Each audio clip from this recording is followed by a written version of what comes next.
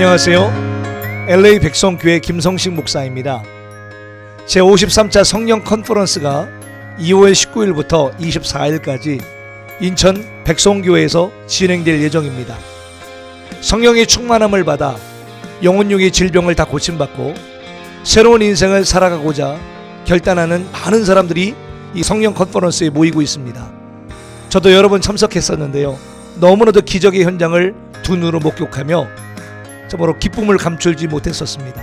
주님 주시는 힘으로 한계를 초월하는 능력과 힘을 공급받아 다시 한번 새로운 인생을 설계하고 나아가는 우리 모두가 되기를 간절히 소원하며 모든 분들을 정중히 초청합니다. 감사합니다.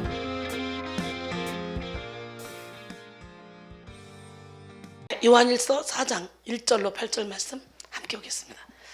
사랑하는 자들아, 영을 다 믿지 말고 오직 영들이 하나님께 속하였나 분별하라. 많은 거짓 선자가 세상에 나왔습니다. 이로써 너희가 하나님의 영을 알지니 곧 예수 그리스도께서 육체로 오신 것을 시인하는 영마다 하나님께 속한 것이요, 예수를 시인하지 아니하는 영마다 하나님께 속한 것이 아니니 이것이 곧 적그리스도의 영이니라. 오리라 한 말을 너희가 들었거니와 지금 벌써 세상에 있느니라. 자녀들아, 너희는 하나님께 속하였고 또 그들을 이겼나니 이는 너희 안에 계시니가 세상에 있는 자보다 크심이라. 그들은 세상에 속한 거로 세상에 속한 말을 하매 세상이 그들의 말을 듣느니라. 우리는 하나님께 속하였으니 하나님을 아는 자는 우리의 말을 듣고 하나님께 속하지 아니한 자는 우리의 말을 듣지 아니하나니 진리의 영과 미혹의 영을 이로써 아느니라. 사랑하는 자들아, 우리가 서로 사랑하자. 사랑은 하나님께 속한 것이니 사랑하는 자마다 하나님으로부터 나서 하나님을 알고 사랑하지 아니하는 자는 하나님을 알지 못하나니 이는 하나님은 사랑이심이라. 할렐루야. 영성혁명의 전초기지 시온의 대로로 승리하기 위한 영분별이라는 제목으로 함께 은혜를 나누기 원해요. 뭐라고? 시작. 우리가 영분별을 해야 제대로 된 신앙을 가지고 가정을 아름답게 행복하게 이끌어갈 수가 있어요. 이단에 빠진 사람이 가정 중에 하나만 있으면, 특히 신천지에 빠지면 제정신이 아니더라고요. 이렇게 이단에 한번 빠진 사람이 하나만 있으면 이 가정이 엉망진창 풍비박산이 됩니다. 그렇기 때문에 우리는 무엇보다도 영분별의 은사를 받아야 돼요. 어느 집에 아들만 넷이 있었습니다. 그러다가 다섯째에 딸을 낳았어요. 너무 귀하잖아요. 그래서 귀한 여자라는 뜻으로 귀녀라고 불렀어요. 귀녀. 그런데 성이 방씨입니다. 그녀가 은행에 가서 기다리다가 방귀녀씨 부르면요, 사람들이 쑥 쳐다봅니다. 그래서 그녀는 한 은행만 간다 그래요. 왜? 자기 이름을 부르지 말아달라고 요청한 은행, 그 은행만 간대요. 방귀를 한자에서 22자까지 표현할 수 있다고 하는데요, 방귀를 한마디로 표현하면 뭐예요? 시작. 뽕. 두 자는 뽕. 너무 잘하네.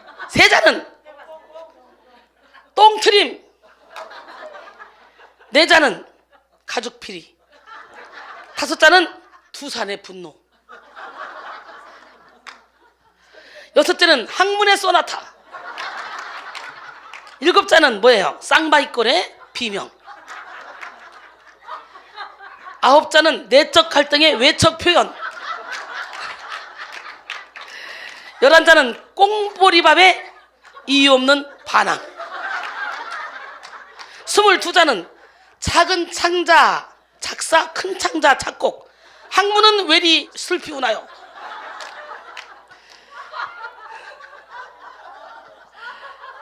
여러분, 우리 백성교회는 영성혁명의 전초기지입니다.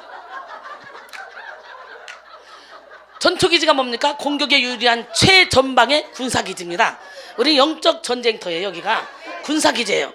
우리는 최전방에서 복음의 검을 들고, 할렐루야, 영혼을 끄는 결박들 다 풀어내고 사람들 묶고 있는 어둠의 영들을 다 몰아내는 그런 교회입니다. 그렇게도 좋아요. 아주 배꼽을 잡아요.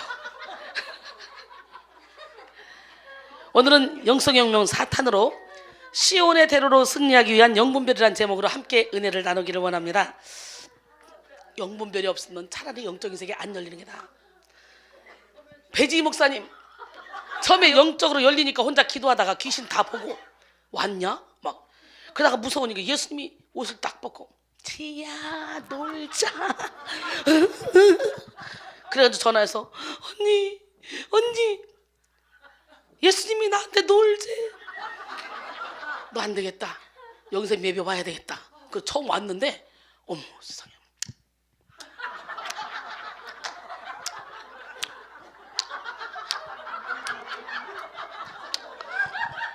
예배 시간에 그러는 거예요. 저 멀쩡한 애가.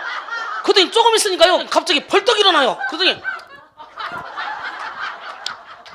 그 말이 난 분명히 메추라기를 먹고 만나를 먹는데 아이 너 큰종이구나. 너 내가 크게 세워줄게. 이럴 줄 알았는데 이상한 눈으로 쳐다보더라는 거예요. 그래서 잘 모르나 내가 액션이 좀 작았나 싶어서 일어나가지고 와 나는 너무 놀래가지고요. 세상에 나이도 어린 것이 저리 미쳤으니 저걸 어떻게 하면 좋냐. 큰일 났다. 그래서 시작된 인연입니다. 그 전에는 성도들이 워낙 많은 상태에서 막 그냥 스쳐 지나가면서 기도를 해줬기 때문에 그 전에는 저 딸이 누군지도 몰랐어. 그리고 나서 다 예배가 끝날 때쯤 3박 4일이 연장돼서 6일 동안 했거든요. 예, 끝날 때쯤 와서 쭉 은혜 받고 이렇게 허리도 고치고 그랬다는데 그래서 잘 몰라 얼굴을. 근데 그때 예, 이래가지고 그때가 이제 제 눈에 확실히 들어온 때죠.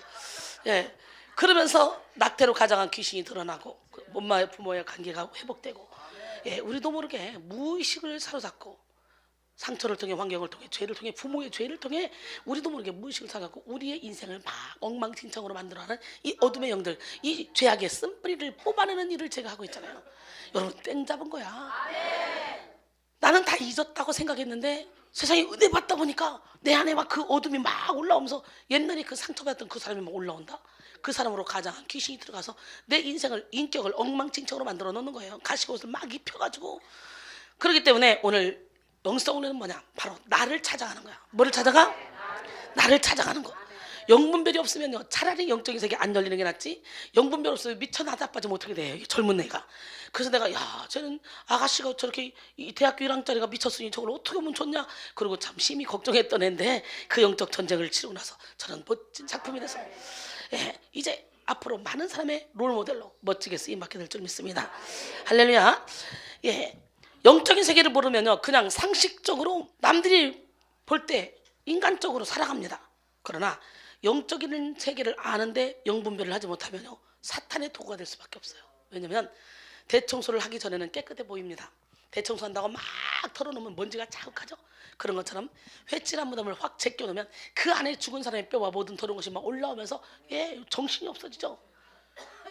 그렇기 때문에 그때 우리가 영분별을 가지고 어둠의 영을 몰아내고 은혜와 진리로 말씀으로 가득 채워야지. 그렇다면 우리는 사탄의 밥이 된다는 거예요. 예, 그러기에 어떤 은사보다도 시급하게 필요한 것은 바로 영분별의 은사입니다. 오늘은 오직 시온의 대로로만 달려가 천국에 다다르기 위해서는 미혹의 영을 분별해서 곁길로 빠지면 안 된다는 예, 그런 말씀을 나누려고 해요. 이 시간 이후에 영을 잘 분별해서 곁길로 빠지지 마시고 날마다 열매 맺는 삶, 예수 그리스도를 닮는 삶을 사는 우리 모두가 되기를 원합니다.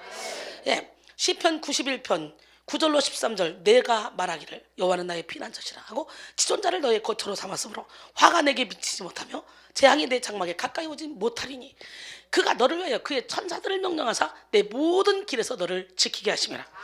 그들이 그들의 손으로 너를 붙들어 발이 돌에 부딪히지 아니하게 하리로다. 내가 사자와 독사를 밟으며 젊은 사자와 뱀을 발로 누르리로다. 진짜 신기하죠. 저는 항상 이렇게 여호와의 사자가 나를 지켜주는 걸 체험합니다. 며칠 전에 막 사중 충돌이 났어요. 우리 차를 뒤에서 따다다다다다다 내다가 박았는데 완전히 다 박살. 본네트가 다 막 그냥 다 구겨져 이 박살인데 세상에 이게 웬일입니까? 머리털 하나 상하지 않았잖아. 우리 모두가 다. 우리 차에 5명이 탔지만 충격 셌습니다. 앞으로 갔다 팍. 야 허리 다쳤다. 야 어떡하나 그러네. 믿음으로 그래 교통사고 나가지고 목뼈 딱 부러져가지고 이렇게 생긴 사람도 와서 여기서 아픈 사람 손 얹으세요. 그래서 선포 한번 했더니 싹 고쳐졌거든. 미국에서 아틀란타 제1단에서. 그렇기 때문에 괜히 다치지도 않았는데 찝찝하다. 그래서 병원 가서 누워 있으면 하나님이 안 아픈 것도 아프게 할 것이다. 그러니 나는 믿음으로 그냥 하나님께 매달릴 거다. 지금 내가 병원 가서 누워 있을 그런 팔자냐 내가? 24시간 바쁜데 영혼 살려야 되는데 예뻐? 처음에 좀 아팠거든요. 근데 그런 믿음으로 밀어붙였더니 하나도 안 아파요. 그래서 내가 너들은 다 병원 가라. 나는 안 간다. 그랬더니 안 간대요. 그래서 왜 안 가냐? 너들 가라. 그랬더니 신기하게도요. 처음에는 아팠는데 하나도 안 아파요. 그러더라고. 내가 못된 인간이면 모두 다 병원 데려가서 그냥 들어 누워가지고 우리 돈 몇 천만 원 뜯었을걸. 그지? 근데 너무 신기하게 여호와를 피난처로 삼고 지존자를 거처로 삼았더니 제가 이렇게 박살나는 사고 가운데서도 천군천사가 나를 지켜주는 걸 항상 체험하고, 저는요 교통사고 날 때 차는 다 폐차 직전에 가도 머리털 하나 상하지 않고 하나님이 샥 안아주는 걸 잘 느껴요. 어떤 상황 가운데 있든지 주님이 함께 동행하는 사람과 함께 있으면 함께 여러분들도 축복을 받는 거예요. 영국에서 신앙의 자유가 제한되었을 때 일입니다. 나라의 허락을 받지 않고 설교했다는 이유로 감옥에 갇힌 한 젊은이가 있었습니다. 그는 무려 12년 감옥에 있어야 했는데, 그는 감옥에 있는 동안 사랑하는 아내 메리가 죽었어요. 그리고 세 자녀는 졸지에 고아 신세가 되었어요. 이 젊은이는 그러한 비참한 상황 속에서 하나님께 기도했습니다. 하나님, 저는 지금 너무 괴롭습니다. 하지만 이런 상황 속에서도 제가 주님을 위해서 할 일이 남아있을까요? 만약 제가 해야 될 일이 있다면 저는 절망하지 않겠습니다. 이때 주님은 그의 마음속에 계속해서 이런 감동을 주셨습니다. 너는 글을 써라. 나는 너에게 글 쓰는 달란트를 주었다. 그리고 갑자기 주님 앞에 엎드려 기도하던 그에게 환상이 보였습니다. 환상 속에는 주님의 나라를 향해 걸어가는 한 사람이 보였습니다. 감옥에 갇혀서 글을 쓰게 된 사람은 바로 성경 다음으로 많이 읽혔다는 베스트셀러 철로 역정의 저자 존 버년입니다. 감옥에 갇혀서 글을 쓰게 된 사람이 누구? 존 버년. 존 버년이 환상을 보고 쓴 철로 역정에 등장하는 이 주인공의 이름은 크리스찬이죠. 그는 멸망을 앞둔 장망성을 떠나서 하늘나라를 향해 여행했습니다. 크리스찬은 여행하는 과정 중에 참으로 많은 우여곡절을 겪게 되는데요, 그 가운데 다양한 많은 사람들을 만나게 되죠. 수다쟁이, 무지, 게으름, 허영, 교만, 절망 등등 이런 이름을 가진 사람들을 많이 만났고, 믿음, 소망, 사랑, 분별 등의 이름을 가진 사람들도 만났습니다.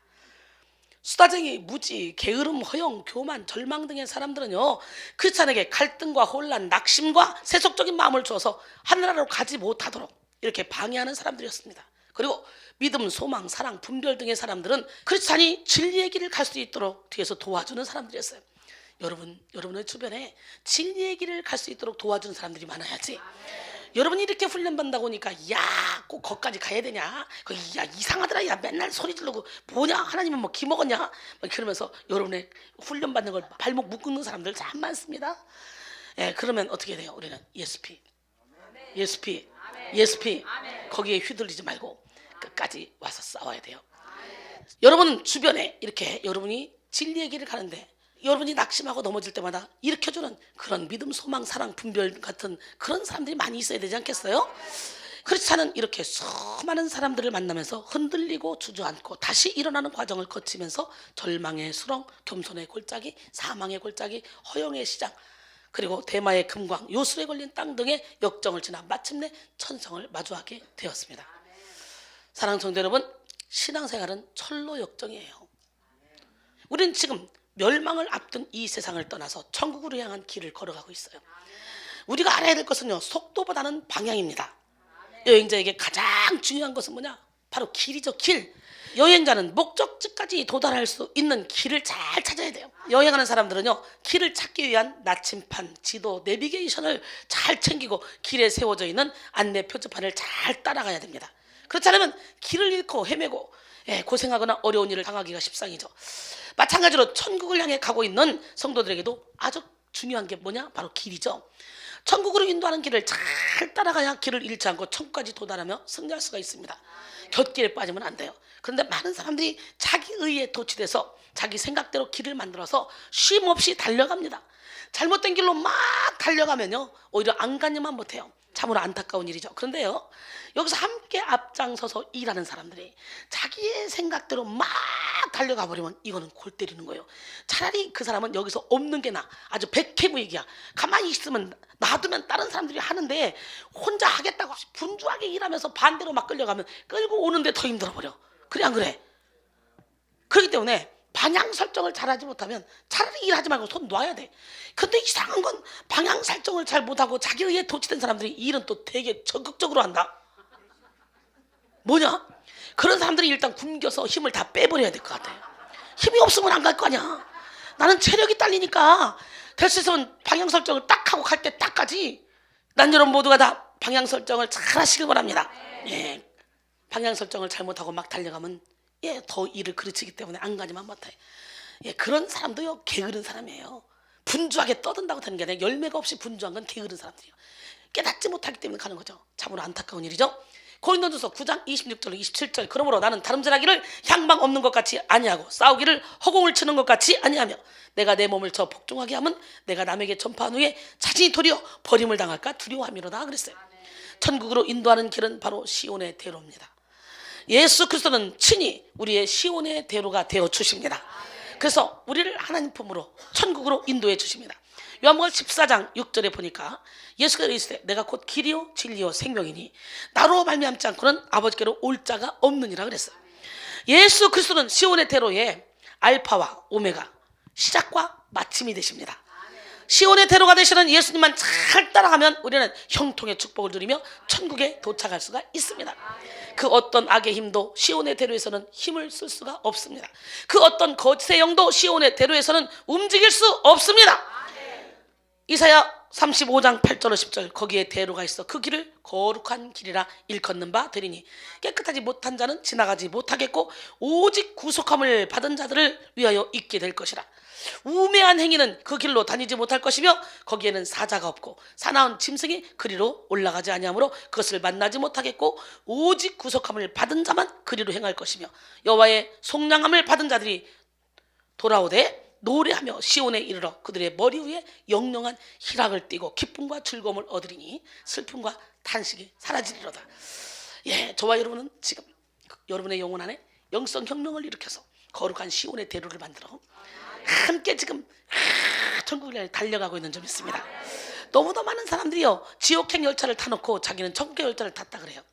너무나 많은 사람들이요 내가 은사활동 많이 했다 나 능력 많이 행했다 그러면서 열매는 전혀 맺지 못하면서도 내가 한 것이 하나님이 주신 거라고 착각해요.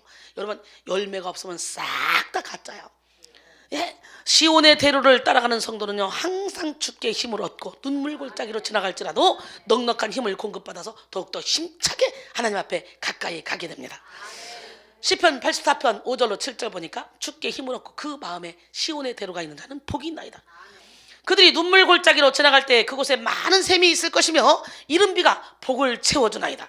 그들은 힘을 얻고 더 얻어 나아가 시온에서 하나님 앞에 각기 나타나리이다 그랬어요. 할렐루야. 시온의 대로를 따라 끝까지 달려간 사람은 후회 없는 삶을 살게 됩니다. 시온의 대로를 완주한 사도 바울은 자신의 인생을 정리하면서 자신은 달려갈 길을 마쳤다고 당당히 선포했습니다. 바울은 자신의 양심이 증언하는 바 나는 선한 싸움을 잘 싸웠다. 나의 달려갈 길을 마쳤다. 나는 믿음을 지켰다. 이제 의의 멸관을 받게 될 것을 확신한다. 멋있지 않습니까? 이 얼마나 행복한 확신이며 담대한 확신입니까? 근데 저도 이 고백을 할 수 있어요. 아멘. 디모데후서 4장 6절로 8절 전제와 같이 내가 벌써 부어지고 나의 떠날 시각이 가까웠다.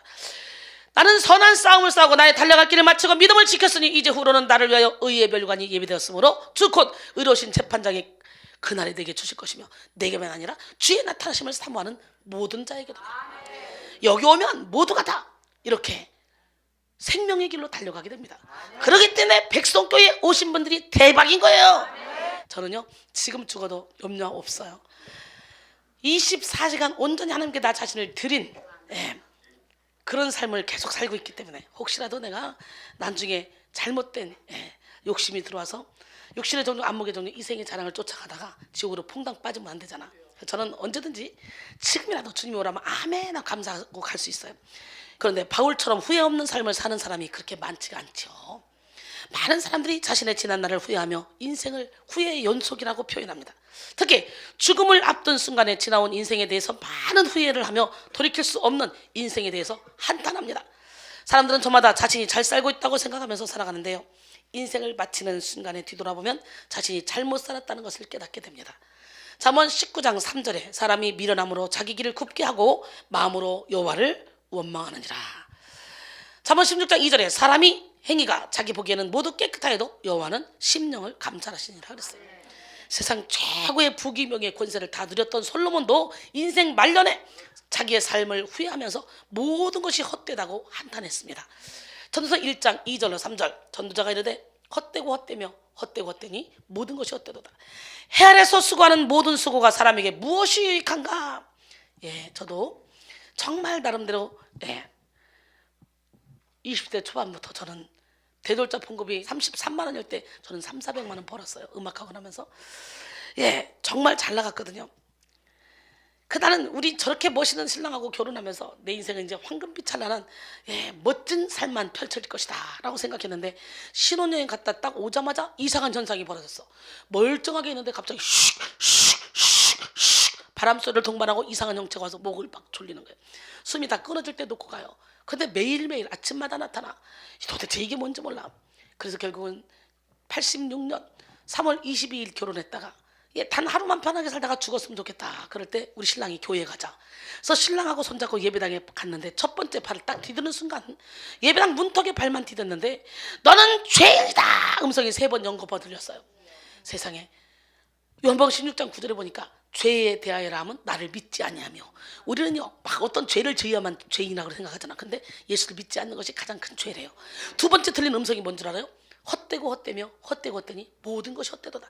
내가 지금까지 멋지고 값지고 행복한 삶을 살았다고 너는 자부했지만 내가 주는 기쁨과는 견딜 수 없느니라. 인생은 풀의 꽃 같고 잠시 있다 없어질 안개니라. 그러면서 연거푸 들리는 음성, 지금부터 내가 너에게 평안을 주노니 내가 주는 평안은 세상이 주는 것 같지 아니하노라. 할렐루야.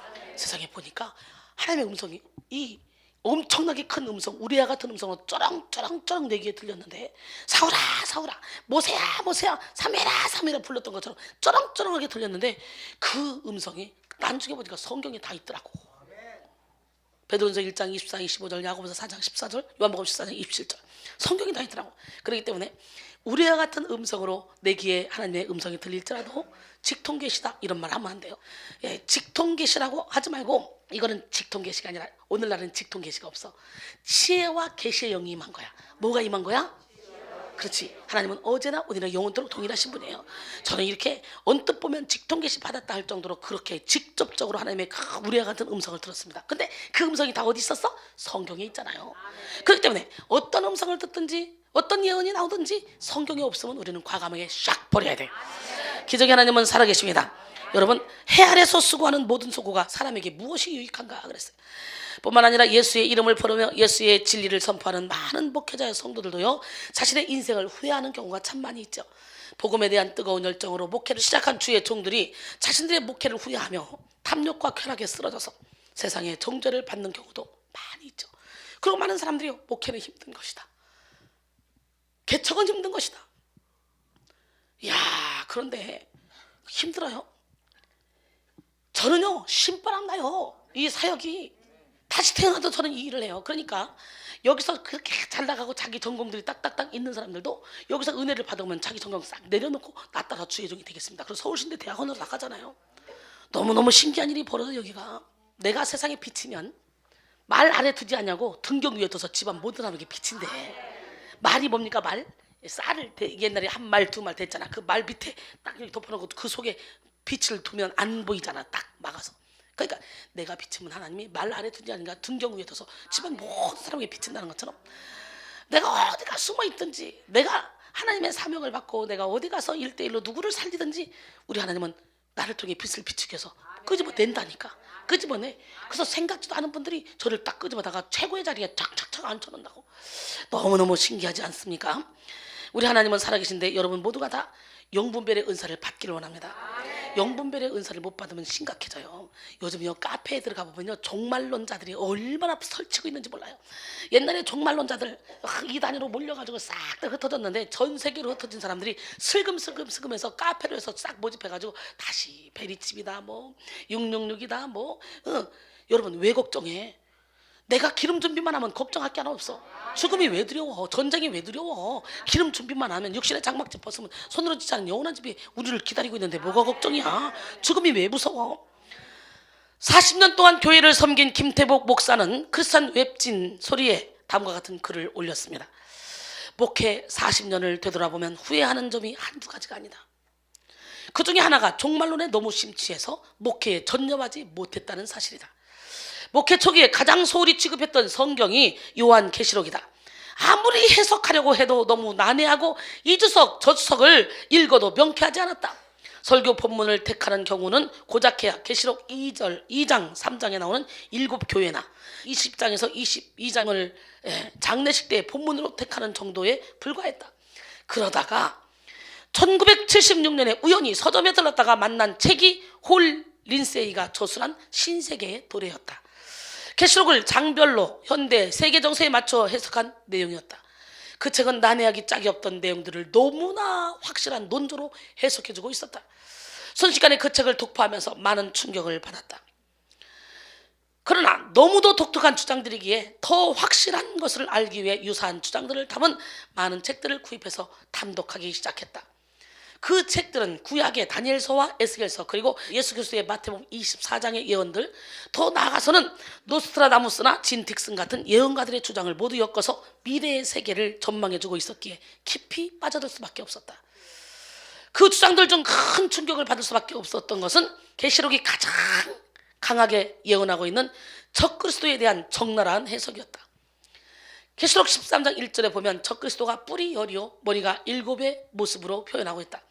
그 책의 저자들은 해석하기를 성경에서는 뿔은 정치적인 힘을 상징하는 것으로 7년 환란 중에 적그리스도가 다스릴 10개 연방국을 나타내는 것이라 했다. 이러한 주장을 뒷받침하기 위해서 다니엘 7, 8장을 근거로 제시하기도 했다. 더 나아가서 이 연방국은 1970년도 10개국이 결성한 이시라고 강력히 주장했다. 그 연방국의 지도자로 적그리스도가 등장하여 모든 인간들이 이마에 짐승의 표인 666으로 인을 받게 하므로 역사상 가장 잔인한 독재자가 되어 마침내는 계시록 16장에 나타나고 있는 아마겟돈 전쟁을 일으키는 주역이 된다고 강조하고 있다. 그러한 소름을 끼치는 해석을 666과 컴퓨터, 바코드, 신용카드를 연관해서 논리 정연하게 설명하니 현대인들에게 얼마나 설득적인가. 그렇게 종말론에 젖어든 나는 주님이 재림하실지 모른다는 그런 절박감을 가지고 목회를 하면서 총회 연금에 가입도 하지 않았다.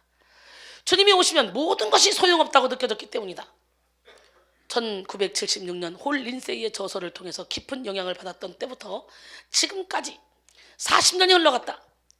수많은 시한부 종말론자가 주장했던 1988년, 1992년, 2000년, 2012년 무사히 지나갔을 뿐 아니라 2014년에도 홍해선이가 또 한번 껍죽거렸죠. 전쟁이 일어난다고.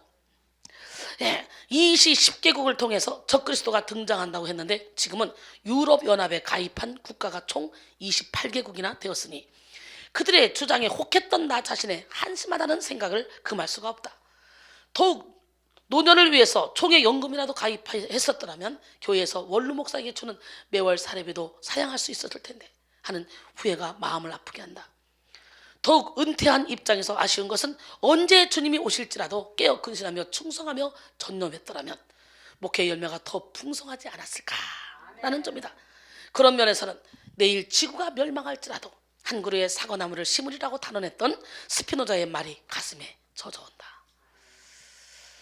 오늘날도 종말론에 빠져있는 사람들 엄청나게 많습니다. 여러분, 천국에 대한 소망이 있어도 후회로 가득한 삶을 사는 이유는 뭡니까? 분별력이 없기 때문에 그래요.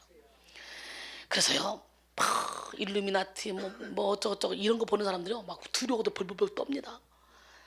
여러분, 죽음이 왜 두려워요? 도대체 여러분이 죽음이 두렵다면 여러분 예수 안 믿는 거예요. 예수 믿는 사람 아니에요. 저는 그래요. 암병으로 사형 선고를 받고 와서 상담하는 사람이 있다. 그러면 저는 뭐라고 말하냐? 당신은 복 받았어. 인생은 누구나 할 것 없이 다 한 번 왔다 한 번 가는 거야. 그런데 문제는 암이다. 내가 죽을 병, 일단 죽을 병이다. 요즘은 의학이 좋으니까 고쳐지기도 하지만 암이다 그러면 일단 죽을 병이다 생각을 하잖아요. 그러다 보면 청산하게 되잖아요. 기름 준비하게 되잖아요. 믿음이 있는 사람이라면 그동안에 내 맘대로 살았다가도 다 마음을 바꾸게 되잖아요. 천국에 내 집 지느라고 바빠지잖아요. 그러니 하나님이 당신에게는 기회를 준 거야. 인간은 누구나 한 번 왔다 한 번 가는데 너도 나도 할 것 없이 싹 다 시한부 인생이야. 여러분 보세요.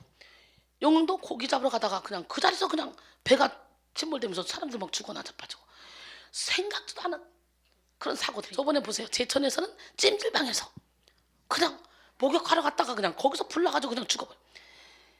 상상을 초월하는 일들이 우리 주변에는 얼마나 많이 일어납니까? 그러니까 건강하다고 자부하는 사람들 좋아할 필요 하나도 없어요. 진짜 건강은 우리의 속사람이 건강해야 돼. 우리 영혼이 건강해야 돼. 그러니까 차라리 육신이 건강하지 않아서 하나님께 돌아와 몸부림치며 나의 삶을 정리하고 있다. 차라리 고난이 와서 하나님 앞에 매달리면서 나의 삶을 정리하고 있다. 예, 이것처럼 복받은 건 없거든요. 영적으로 보면, 육적으로 보면 야속하다고 말하겠지만 영적으로 보면 암병 걸린 사람들 하나님이 기회 준 거예요. 기회. 기름 준비할 수 있는 기회. 근데 자다가 심장마비로 죽어버리고 광도 만나 죽어버리고 사고 나서 죽어버리고 개죽음 당해봐. 그대로 지옥으로 퐁당 빠지는데. 그냥 그렇기 때문에 예수 안에 있으면 전혀 걱정할 필요 없어요. 지금 이후로 주 안에서 죽은 자들은 복이도다 하시면 성령이 이르시되 그렇다. 그들이 수고를 그치고 쉬리니 이는 그들이 행한 일이 그들을 따름이라. 계시록 14장 13절을 말씀했잖아요. 그렇기 때문에 예수 안에 있는 저와 여러분 염려 걱정 근심할 필요 없어요. 우리 하나님은 멋쟁이 하나님입니다. 믿으십니까? 여러분 천국에 대한 소망이 있어도 후회로 가득한 삶을 사는 이유는 뭐 때문에 그렇다고? 분별력이 없기 때문에. 예수님을 뜨겁게 사랑하는 마음이 있어도 신앙과 삶에서 실패하는 이유도 바로 분별력이 없기 때문입니다. 분별력이 없으면 시온의 대로를 곧장 따라갈 수 없고 곁길로 빠지게 됩니다. 천국으로 향하는 길이라고 확신하며 달려가지만 사실은 지옥으로 달려가게 되는 것입니다. 그러므로 여러분 우리는 무엇보다도 시온의 대로로 승리하기 위한 영분별의 은사를 받아야 돼요. 할렐루야. 영분별의 은사를 받으면요 곁길로 빠지지 않습니다. 분별력이 있으면요 시온의 대로로만 달려가서 시온의 대로를 통해서 부어지는 무궁무진한 축복을 받습니다. 분별력이 있으면요 시온의 대로로만 가게 되기 때문에 삶 자체가 아주 신바람이 납니다. 그리고 범사에 형통한 삶을 살게 됩니다. 하늘의 권능으로 모든 한계를 초월하며 성령의 열매를 맺는 삶을 살게 됩니다. 제가요 모든 한계를 초월하며 살아가고 있잖아요. 저는 1997년 1996년에 늦둥이를 낳았어. 10년 만에. 그리고 아기 낳기 직전에 임신하고 나서 교통사고를 당했습니다. 아주 엄청나게 우리 신랑이 거의 이렇게 잠자면서 운전했는데 정선 태백 그 산골짜기에서. 근데 이렇게 나는 안전벨트도 안 하고 임신 3개월 때 그것도 송구영신 예배도 안 드리고 부부동반에서 설악산으로 여행 갔다가 오는 길에 고속도로로 가면 차가 밀리니까 우리 국도로 가자. 그래서 국도로 오다가 나는 퍼대 자고 우리 신랑 운전하는데 졸면서 운전하는데 언덕길인데 역주행 트럭이 내려오고 있는 거예요. 죽었구나. 우리 신랑 그때 죽었다 그랬대요. 죽었구나. 그러고는 브레이크를 확 잡았는데 이 차가 그냥 얼음판에서 막 도는데 다행히도 이쪽에 가벽이 있었어요. 대부분의 그런 데는 가벽 없죠. 그냥 몇십 킬로를 그냥 굴러 떨어져야 되잖아요. 산골짜기. 근데 조금 한 100m, 50m, 100m 올라오니까 가벽이 없더라고요. 우리가 있는 그 자리에 가벽이 있었어요. 하나님이 살려려고 거기서 3바퀴 반 돌았나? 이리 치고 저리 치고 이리 치고 저리 치고 차가 완전히 박살나는 소리가 났는데요. 하나님께서 내 안에 감동을 주시기를 개척교회로 옮기라니까 너 말 안 듣고 이렇게 송구영신 예배도 안 드리고 너 이렇게 놀러 다니지? 회개해. 이 음성이 들려요. 그러길래 여보야 하나님께서 지금 경고하신다. 우리 기도하자. 그래서 섰는데요. 나가서 차가 어떻게 고장났나 이거 보지 않고 둘이가 손잡고 기도했어요. 그리고는 나와봤죠. 근데 차가 박살나는 소리가 났는데 겉으로 볼 때는 반반만 조금 구겨진 것 같이 느껴져요. 그래서 희한하다. 그리고 차를 타고 오는데 이야 네 아까 소리가 나. 철판이 다 우그러져가지고 이 차를 어떻게 끌고 왔냐는 거예요. 그 당시에 프린스였는데요. 그게 튼튼한 차라 그렇지 완전히 구부러져가지고 그 당시에 370만 원 수리비가 혹독하게 대가를 치렀는데요. 그날 처음으로 기도를 한 걸 해봤습니다. 예수 믿은 지 10년 만에 처음으로 기도를 한 걸 해봤어요. 그전에는요 하나님을 뜨겁게 체험했지만 저는 기도로 만나지 않았어요. 찬양으로 만났어요. 찬양할 때 기름 부어주시고 반주할 때 기름 부어주시고 지휘할 때 기름 부어주시고 그리고 찬양으로 하나님을 만나서 항상 하나님과 동행을 했는데 처음으로 기도를 한 걸 해봤어. 하나님 진짜 하나님이 이 개척교회로 옮기라고 하면 내게 꿈이든지 환상이든지 뭘 보여주세요. 그리고 한 2, 3분 정도 진짜 처음으로 진실한 기도를 하고 잤는데 환상 중에 제가 그 개척교회로 옮겨서 거기서 설교하고 있더라고. 그러니까 하나님이 큰 교회에서 뒷전에 있지 말고 개척교회 와서 열심히 헌신하고 충성하고 봉사하고 그리고 내가 너를 사용할 거니까 너는 나를 위해 일을 해야 된다. 설교가를 세울 거다. 그래서 하나님이 자꾸 옮기라고 하신 건데 내가 버팅겼던 거지. 근데 우리 신랑은 어디 있냐니까 우리 신랑은 저쪽 교구실에 있대요. 가보니까 거기서 설교하고 있더라고요. 우리 신랑도 사명 받았어. 우리 이제 이번에 장로님 되셨는데 사명 받았으니 열심히 제가 없을 때는 우리 신랑이 저 설교해야 돼. 그렇게 해서 그 일로 인해서 예배당에 발을 디뎠잖아요. 그리고 1차, 2차, 3차에 연거푸 하나님의 음성을 듣고 한없이 눈물이 흘리더라고. 한없이 눈물이. 수도꼭지 틀어놓은 것처럼 뭐야? 하나님이 회개의 눈물을 흘리게 한 줄 믿습니다. 근데요, 신기하지. 그렇게 엄청난 사고, 안전벨트도 없이 사고가 났는데 하나님이 나를 딱 안아주는 느낌 있잖아. 쫙 안아주는 느낌. 그 정도면 앞으로 몸이 튀어나가야 되는데 오히려 거꾸로 쫙 몸이. 그러면서 이 3개월 임신했는데 전혀 머리털 하나 상하지 않고. 저는 그래서 야, 그래, 내가 어디를 가든지 여호와를 지존자를 거처로 삼으니까 내가 잠시 탈선을 한다 할지라도 하나님께서 나를 지켜주신다는 거. 저는 교통사고 몇 번 크게 당했는데 그때마다 항상 전군전사가 보호해주고 지켜주는 것을 느꼈습니다. 여러분, 그렇게 여러분들도 체험하시기 바랍니다. 그때부터 기도하기 시작했죠. 그러면서 21일 기도, 임신을 해놓고 막 기도하면서 아기 낳을 때 통증 없이 그냥 났어요. 막 그러면서 40일 기도, 그러다가 이미 96년도에 하나님께 완전히 사로잡혔다가 97년도부터는 본격적으로 복음 가수로 활동하게 됐어요. 할렐루야. 그러다 보니까 지금 22년째 이 일을 하고 있는데 너무 신기하죠. 수많은 목회자와 성도들이 영분별을 하지 못해서 시온의 대로가 아닌 어둠의 길로 달려가고 있는 것을 너무도 많이 보았습니다. 악령불을 받으면서 성령불이라고 착각하고 어둠의 영이 드러나서 일어나는 현상을 성령의 기름 부음이라고 오해해서 사단에게 끌려다니는 경우를 참 많이 봤습니다. 악한 자가 주는 능력을 나타내면서 성령의 능력이라고 주장하면서 많은 영혼을 사탄의 도구가 되게 하는 그런 주의 종들도 많이 봤습니다. 회칠한 무덤이 제껴지면 그 안에 죽은 사람의 뼈와 모든 더러운 것이 올라오는 과정 속에 꿈틀거리도 하고 이상한 환상을 보여주기도 하고 꿈을 꾸어주기도 하는데, 내가 기도하다가 본 현상이니까, 내가 기도하다가 몸이 꿈틀거리니까 이건 하나님이야. 하나님이, 인격이 하나님이 꿈틀거리면서 나옵니까? 그건 뱀이에요. 구렁이. 죄가 살아난 거예요. 죄가 뭡니까? 죄를 짓는 자는 마귀에게 속하느니 마귀는 처음부터 범죄합니다.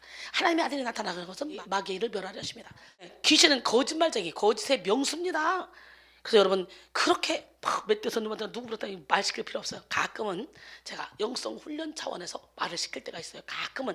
그러나 대체적으로 예수로 다 떠나가라.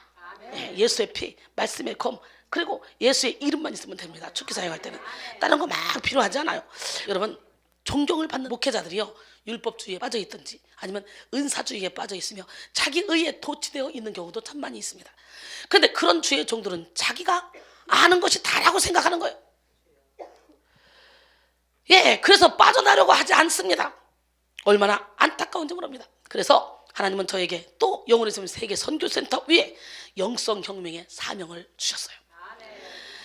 그렇게 세워진 우리 영혼의 샘 세계 선교센터, 우리 백성교회는 영성혁명의 전초기지가 되어서 세상을 지배하고 다스리는 악한 영과 싸워서 승리하여 많은 영혼을 주님 품으로 인도해야 되는 그런 사명을 가지고 있습니다. 또한 어둠의 영에 사로잡힌 영혼들을 주님 품으로 인도하라는 사명을 가지고 있습니다. 이렇게 하나님은 우리 백성교회와 영혼의 샘 세계 선교센터의 영성이 어지럽고 혼탁한 그런 영혼들을 살리라고 사명을 맡기신 거예요. 여러분, 무엇이 시온의 대로인지 분별하지 못하고 무엇을 버려야 되는지 무엇을 취해야 되는지 이것을 깨닫지 못하고 그냥 어둠의 영에 끌려다니는 그런 사람들을 바른 길로 잡으라고 하나님께서 저에게 사명을 주셨습니다. 고린도전서 14장 32절에 예언하는 자들의 영은 예언하는 자들에게 제재를 받나니 그랬어요. 저는 예언하는 자들을 쳐서 예언하는 사람이에요. 우리 하나님은 정말 멋쟁입니다. 저는 이 사역하면서 한 번도 좌로나 우로나 치우쳐 본 적이 없고 항상 기쁘게 즐겁게 한 길로만 와서 막 그냥 사역이 신바람나. 그래서 저를 아는 사람들은 어떻게 저렇게 사역을 신바람나게 행복하게 하실 수 있을까? 야, 나는 지금까지 태어나서 이런 목사 처음 봤어. 우리 김성식 목사님도 그래요. 야, 처음에 석사학위 논문 쓸 때요, 이분이 리더십에 대해서 썼대요. 그런데 8가지를 요약해서 자기가 정리를 했는데 저 설교를 처음 딱 듣는데 8가지를 다 가지고 계시네. 나 이분을 멘토로 삼아야 되겠다. 이분이 나의 롤모델이다. 이래서 4년 전에 저를 만났는데 제가 미국에 갈 때마다 처음부터 끝까지 저를 서포트해. 쫙 달라붙더라고. 그러면서 나는 이렇게 행복하게 목회하는 분을 내가 보다 처음 봤습니다. 할렐루야. 여러분, 하나님은 살아계셔요. 오늘 우리는 영의 눈을 열고 영적 실체를 제대로 분별해야 돼. 영은 눈에 보이지 않지만 사람의 배후에, 환경의 배후에 역사하고 있는 실체이며 영의 종류는 아주 다양합니다. 물론 크게는 성령과 악령으로 나눌 수가 있겠죠. 요한일서 4장 1절에 사랑하는 자다, 영을 다 믿지 말고 오직 영들이 하나님께 속하였나 분별하라. 많은 거짓 선자가 세상에 나왔습니다. 초대교회에는 거짓 영들에 의해 미혹받는 성도들이 적지 않았던 것 같습니다. 고린도 교회는 예언과 방언 등의 은사를 악용하여 덕을 끼치지 못하고 분열을 일으키는 그런 사람들이 있었습니다. 그러나 지금 요한이 지적하는 경우는 은사를 잘못 사용하는 차원을 넘어서서 적그리스도의 영의 활동으로 인한 영적 혼란을 가리킵니다. 이것은 많은 거짓 선자가 세상에 나왔음이라는 요한의 이어지는 언급을 통해서도 확인되죠. 여러분, 이 세상은요, 말씀 중심이다, 말씀 중심이다 그러면서 죽은 말씀만 전하는 목사님들이 아니면, 귀신을 쫓는다고 쫓는데 귀신에 처해서 귀신 쫓다가 귀신에 처하는 사람들이 있어요. 영분별을 제대로 해서 사람들을 열매 맺는 삶으로 인도하는 주의 종들이 많지가 않아요. 그러니 하나님이 저에게 기도원의 700용사 음성이 막 연거퍼 3번 들려요. 누워있는데 하나님, 기도원의 300용사지 700용사가 뭡니까? 그랬더니 기도원의 300용사처럼 두려워하지 않는 자, 떨지 않는 자, 생명을 거는 자, 이런 용맹한 자 700명을 모집해서 전 세계 700개 성전을 세워서 물이 바다다품같이 여호와의 영광으로 덮어라. 너에게 체육관 사명을 준다. 이단들은 자기들끼리 똘똘똘 뭉쳐서 체육관 집회도 잘하지만 일단이라고 하는 데는 스스로 일단이라면서 나는 장로교, 나는 통합, 장로교만 했는데도 180, 190개가 돼 교파가 환장하는 거야. 그래가지고 예수님의 몸을 갈기갈기 다 찢어가지고 아파 죽겠다는 거예요. 그러니까 너는 초교파적으로 세계 선교센터를 세워서 초교파적으로 이 백성교회를 전 세계에 쫙 세운 다음에 물이 바다 덮어가지고 여호와의 영광으로 덮어라. 너 혼자 가는 것보다는 조금 시간이 걸린다 할지라도 제자 양성을 해서 한꺼번에 가는 게 훨씬 낫지 않겠냐? 그래서 그때부터 부흥회를 접고 제가 제자 양성에 몰두하기 시작했죠. 그러다 보니까 하나님이 때가 됐는지 그동안에는 사람 성전 세운다고 장학금 준다고 돈만 생기면 장학금 줬어요. 그래서 이 건물 산 지가 지금 2년 됐는데 여러분, 영거포 보령 성전을 하나님이 또 주시잖아요. 여러분, 나는 여러분 모두가 다 예수 안에서 진리의 자유가운데 행복하게 살기를 원합니다. 요한이 지적한 경우는 은사를 잘못 사용하는 차원을 넘어서서 적그리스도의 영의 활동으로 인한 영적 혼란이라고 그랬죠. 여러분, 많은 거짓 선자가 세상에 나왔다 그러는데 지금도요, 많은 거짓 선자가 세상에 나서 판쳐요. 그러다 보니까 은사가 나타나고 능력이 나타나면 싹 다 그쪽 부류 아니야? 라고 생각해. 그래서 여기 오면 병을 고쳐졌네, 얼굴이 깎였네, 턱이 깎였네, 광대뼈가 없어졌네, 뭐 없어졌네, 그런 얘기 들으면 사람들 거기 은사주인가 보다, 거기 은사 집회인가 보다, 막 이렇게 생각하고 미리 가서 모함하는 사람도 있어요. 보지도 않아 놓고. 참된 그리스도인들과 외형적으로 잘 구분되어 있지 않아요, 거짓 그리스도와 참된 그리스도인. 그래서 요한은 영들을 다 믿지 말고 시험해보라고 권면한 거예요. 왜냐하면 천사장 루시퍼가 타락해서 그 밑에 귀신들, 그 천사들하고 나와서 활동을 하는데 하나님이 하신 일을 다 흉내내. 하나님의 오른팔이었잖아. 천국과 지옥으로 가는 것만 못하지 다 흉내내. 그렇기 때문에 진동이 막 오면 이거 무당들이 하는 건데 이거 하는 거 보니까 이상하다. 그런데 이거는 이상한 게 아니야. 민수기 8장 11절 이하에 보면 너희 몸을 거룩한 산채물로 드리라는데 어떻게 드리냐면 요제로 흔들어. 모세에게, 아론에게 그 레위인들을 흔들어서 요제로 담아, 흔들어서 요제로 드린 후에 그들을 정결하게 한 후에 성막에 가서 봉사하게 하라. 그게 요제입니다. 구약의 제물을 드릴 때 거제 제물을 들어드리는 거, 요제 앞뒤로 흔들어드리는 거, 화제 태워드리는 거, 전제 포도주나 기름을 부어드리는 거. 근데 오늘날 우리는 화제 전제를 드릴 수는 없잖아요. 막 다 기름 바르고 막 예배드릴까? 번들번들하게 피 막 갖다가 부어고 막 가지고 막 드릴까? 그렇게 안 되잖아. 그럼 지금 우리가 드릴 수 있는 건 내 몸을 거룩한 산제물로 드릴 때 거제 아니면 요제. 그렇게 하나님을 세게 만나면 이게 막 진동이 와요. 진동 올 때 내 몸을 묶는 결박이 떠나가고 하나님의 능력을 땡기는 거예요. 그런데 무당들이 그 짓 하니까, 힌두교도 그 짓 하고 막 하니까 막 이러면 어이구 저기 이단이다, 이상하다, 막 이렇게 생각하는데, 여러분 성경을 너무 몰라. 근데 그거는 주석에도 없다. 진동이 뭔지도. 제가 이 영적인 일을 하면서 누구한테 배운 게 없어요. 혼자 막 기도하다가 성령의 인도함을 받아서 여기까지 왔다 보는데 한 번도 실수해도 본 적이 없고 한 번도 문제를 일으켜 본 적이 없어요. 이런 영적인 일 하면서도 이상하다라고, 물론 뒤에서 막 쑥쑥거리는 사람이 있겠지, 나 안 보는 데서. 그러나 내 앞에서 너 이단성이 있어, 너 잘못됐어, 뭐가 잘못, 한 명도 없었고 지금까지. 어떻게 이런 사역을 할 수 있냐. 그래서 요한은 영들을 다 믿지 말고 시험하여 보라고 말하죠. 여기서 영들로 번역된 푸뉴마타의 원형 푸뉴마는 크게 3가지 범주로 나눌 수 있습니다. 하나님의 거룩한 영인 성령, 그리고 하나님과 교제하는 인간의 영, 그리고 성도를 미혹하는 악한 영입니다. 그래서 요한이 말하는 영은 당시 교회를 크게 어지럽혔던 영지주의 이단이나 적그리스도의 영이었습니다.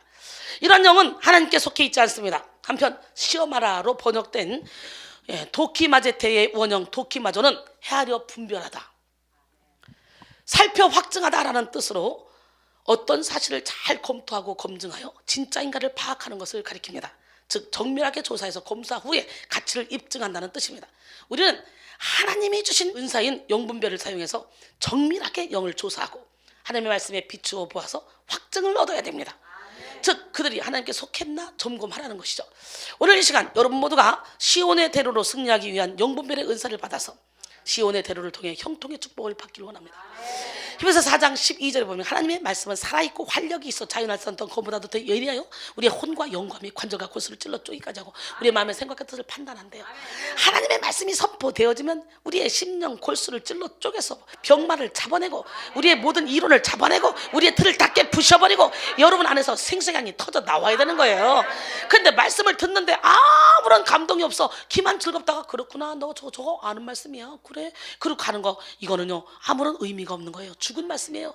말씀 중심이야 말씀 중심이야 하면서 말씀을 선포했는데 말씀이 일을 안 한다. 그건 죽은 거예요. 죽은 거. 그건 말씀 중심이 아닌 거예요. 말씀 중심이라면 진짜 말씀이 살아서 일을 해야 되는 거예요. 할렐루야. 예, 그런데 말씀 중심이라면서 죽은 말씀만 전하는 문자주의로 전하는 사람들이 있는가 하면 은사 활동을 하긴 하는데 죄가 살아나서 꿈틀거리는데 그게 하나님이라고 믿는 그런 사람도 있단 말이지. 예, 또한 사람이 귀신 돼가지고 떠돌아다닌다 그러면서 잘못된 귀신론을 믿는 사람들이 있단 말이죠. 이 세상은 영이 이렇게 혼탁합니다. 그렇기 때문에 하나님은 저에게 이 세상에 영성 혁명을 일으키라는 거예요. 그래서 저를 만나서 은혜를 받으면 거짓말처럼 사람들이 다 변해. 옛날에 여러분 아무리 신앙생활을 오래 하고 열심히 훈련을 받고 은혜를 받아도 감성은 자극이 돼. 그래가지고 그래 말씀대로 살아야지, 봉사하며 살아야지, 충성하며 살아야지, 열심히 살아야지. 입술로는 그런데 3박 4일 지나면 옛날에 나로 돌아가. 맞아 안 맞아? 여러분 쉽게 변화됐어? 로마서 12장 2절에 너희는 이 세대를 본받지 말고 오직 마음을 새롭게 함으로 변화를 받아 하나님의 선하시고 기뻐하시고 온전하신 뜻이 무엇인지 분별하도록 하라 그랬어. 아니 내가 변화될 수 없으면 변화하라고 하지 않겠죠. 변화될 수 있으니까. 어디 안에서? 예수 안에서 변해야 돼요. 우리는 아담과 하와의 범죄에 의해 죄 중에 태어나서요 죄로 옷 입혀서 태어났기 때문에 우리의 생각은 무조건 다 틀려버려. 성령으로 씻겨지지 않은 생각은 내 생각은 다 틀려. 아멘. 기적의 하나님 능력의 하나님 이 시간에도 여러분에게 능력을 베푸시길 원하고 은혜를 베푸시길 원하고 여러분 영혼에서 생수의 강이 흘러나오기를 원하십니다. 그렇기 때문에 저와 여러분은 항상 영적인 분별력을 달라고 기도를 해야 돼요. 오늘 이 시간 여러분 모두가 시온의 대로로 승리하기 위한 영분별의 은사를 받아서 시온의 대로를 통해 형통의 축복을 받기를 원합니다. 영분별력은 세상에 역사하시는 하나님의 손길을 깨닫는 겁니다. 또한 온갖 수단과 방법을 다 가지고 이 깨달음을 방해하는 이 사단의 술수를 아는 것입니다. 여러분 우리의 몸은 세상을 감지하는 매개체, 우리의 혼은 나 자신을 감지하는 매개체. 그래서 혼에 의지, 사랑, 감정, 감성 이게 다 혼에 속한 거예요. 혼에 있어요. 우리의 영은 하나님을 감지하는 매개체. 우리 하나님은 영으로 오십니다. 영으로. 그렇기 때문에 회칠한 무덤을 덮어놓고 혼적인 예배만 아무리 드려도 일시적으로 말씀대로 살아야 되겠다고 하지만 3박 4일 지나면 옛날의 나로 다시 돌아가. 근데 저는 이 회칠한 무덤을 확 벗겨버리고 그 안에 죽은 사람의 뼈 모든 더러운 것을 다 끄집어서 예수를 확 몰아내고 그 영혼에서부터 생수가 막 터지게 만드는 그런 집회를 인도합니다.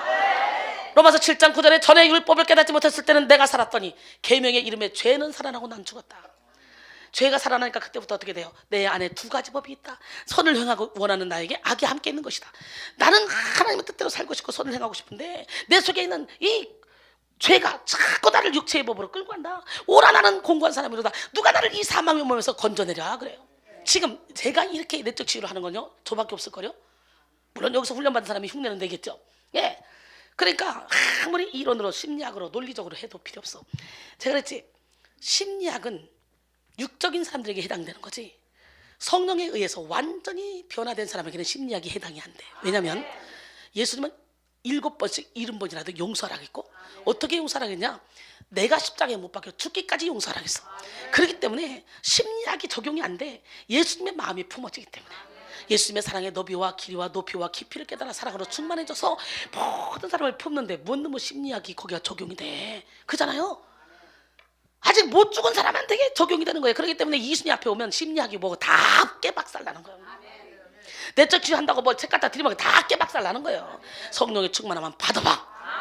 그럼 모든 쓴뿌리가 저절로 요 안에서 생수가 터져봐. 쓴뿌리가 저절로 빠져나가지. 그잖아요. 위에서 고목을 막 빼면 뿌리가 잔털이 남아서 나중에 또 뿌리가 나오지만 그 고목 맨 밑에서부터 생수가 막 터져 나오면 저절로 잔뿌리까지 싹 뽑혀서 흘러나가잖아. 나를 믿는 자는 성경의 이름과 같이 그 배에서 생수의 강이 흘러나오리라. 그 배. 그래서 그 배에서 생수가 흘러나오게 하려고 배에다 손을 얹고 우리가 기도하는 거예요. 배칠한 무덤을 제끼고 그 안에 어둠을 뽑아내는 거. 그러니까 되면 엄청나게 아프잖아요.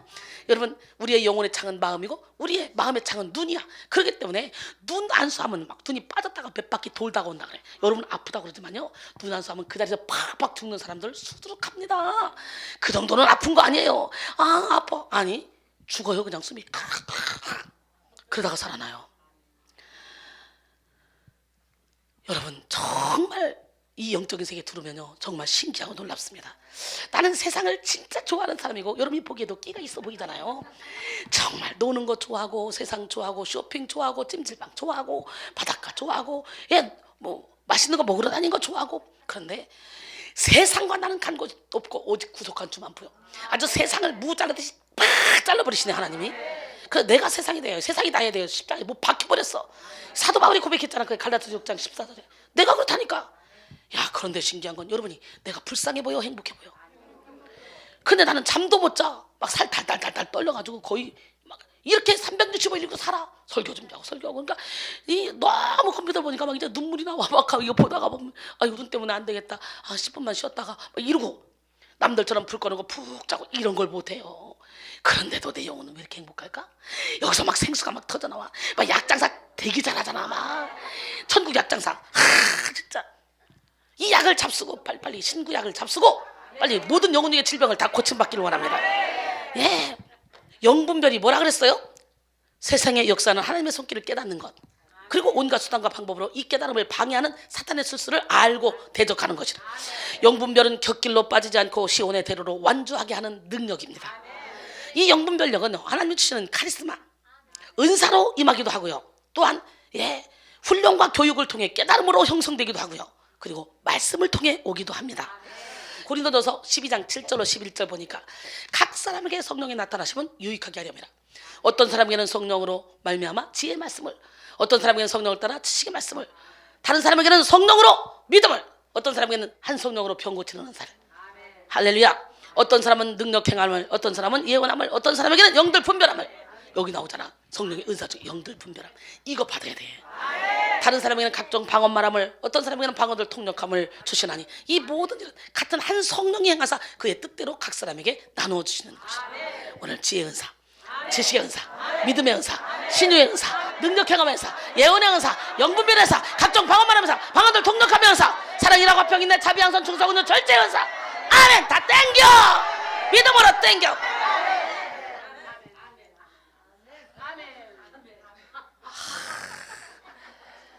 영분별의 은사를 받은 사람은요 목소리만 들어도 알아요. 영적 분위기만 느껴도 즉시 그리고 직관적으로 영을 분별할 수가 있어요.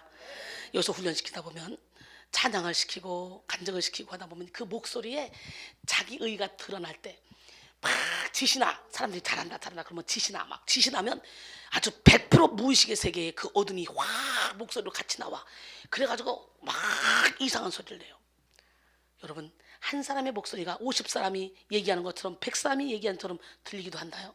근데요 제 목소리가요 막 천부 합창, 만부 합창, 10부 합창, 50부 합창 이렇게 들린대요. 어떤 사람은 찬양을 하는데 제가 그렇기 때문에 날마다 목을 쓰니까 목이 다 쉬어있잖아. 이 목이 쉬어있는 목소리로 찬양을 해도 이 찬양의 능력이 나가는 거예요. 저 혼자 하는 것이 아니라 천군 천사가 도와서 확 하니까 지금도요 편도가 이렇게 부어서 말하기도 힘들어. 365일 이러고 있으니 이게 살아남겠어 이게. 그런데도 불구하고 천군 천사가 나와 함께 하니까. 그래서 많은 사람들이요 이상하다, 분명히 혼자 하시는데 왜 이렇게 여럿이 하는 거로 들리지? 그래서 막 쳐다보면 아무도 없다는 거예요. 어떨 때는 여기서 막 천사들이 쫙 각종 악기를 가지고 와서 함께 찬양을 돕고 있다 그래요. 내 하나님 나를 들으소서. 성령 하나님 나를 도우소서. 간절한 마음으로 함께 찬양합니다. 내 하나님 나를 들으소서. 성령 하나님 나를 도우소서. 내 안에 모든 것 주를 갈망하며 내 속의 모든 것 주만 바라니다. 내 하나님 나를 도우소서. 성령 하나님 나를 들으소서. 주님의 손으로 나를 건지소서. 주님의 곁으로 날 이끄소서.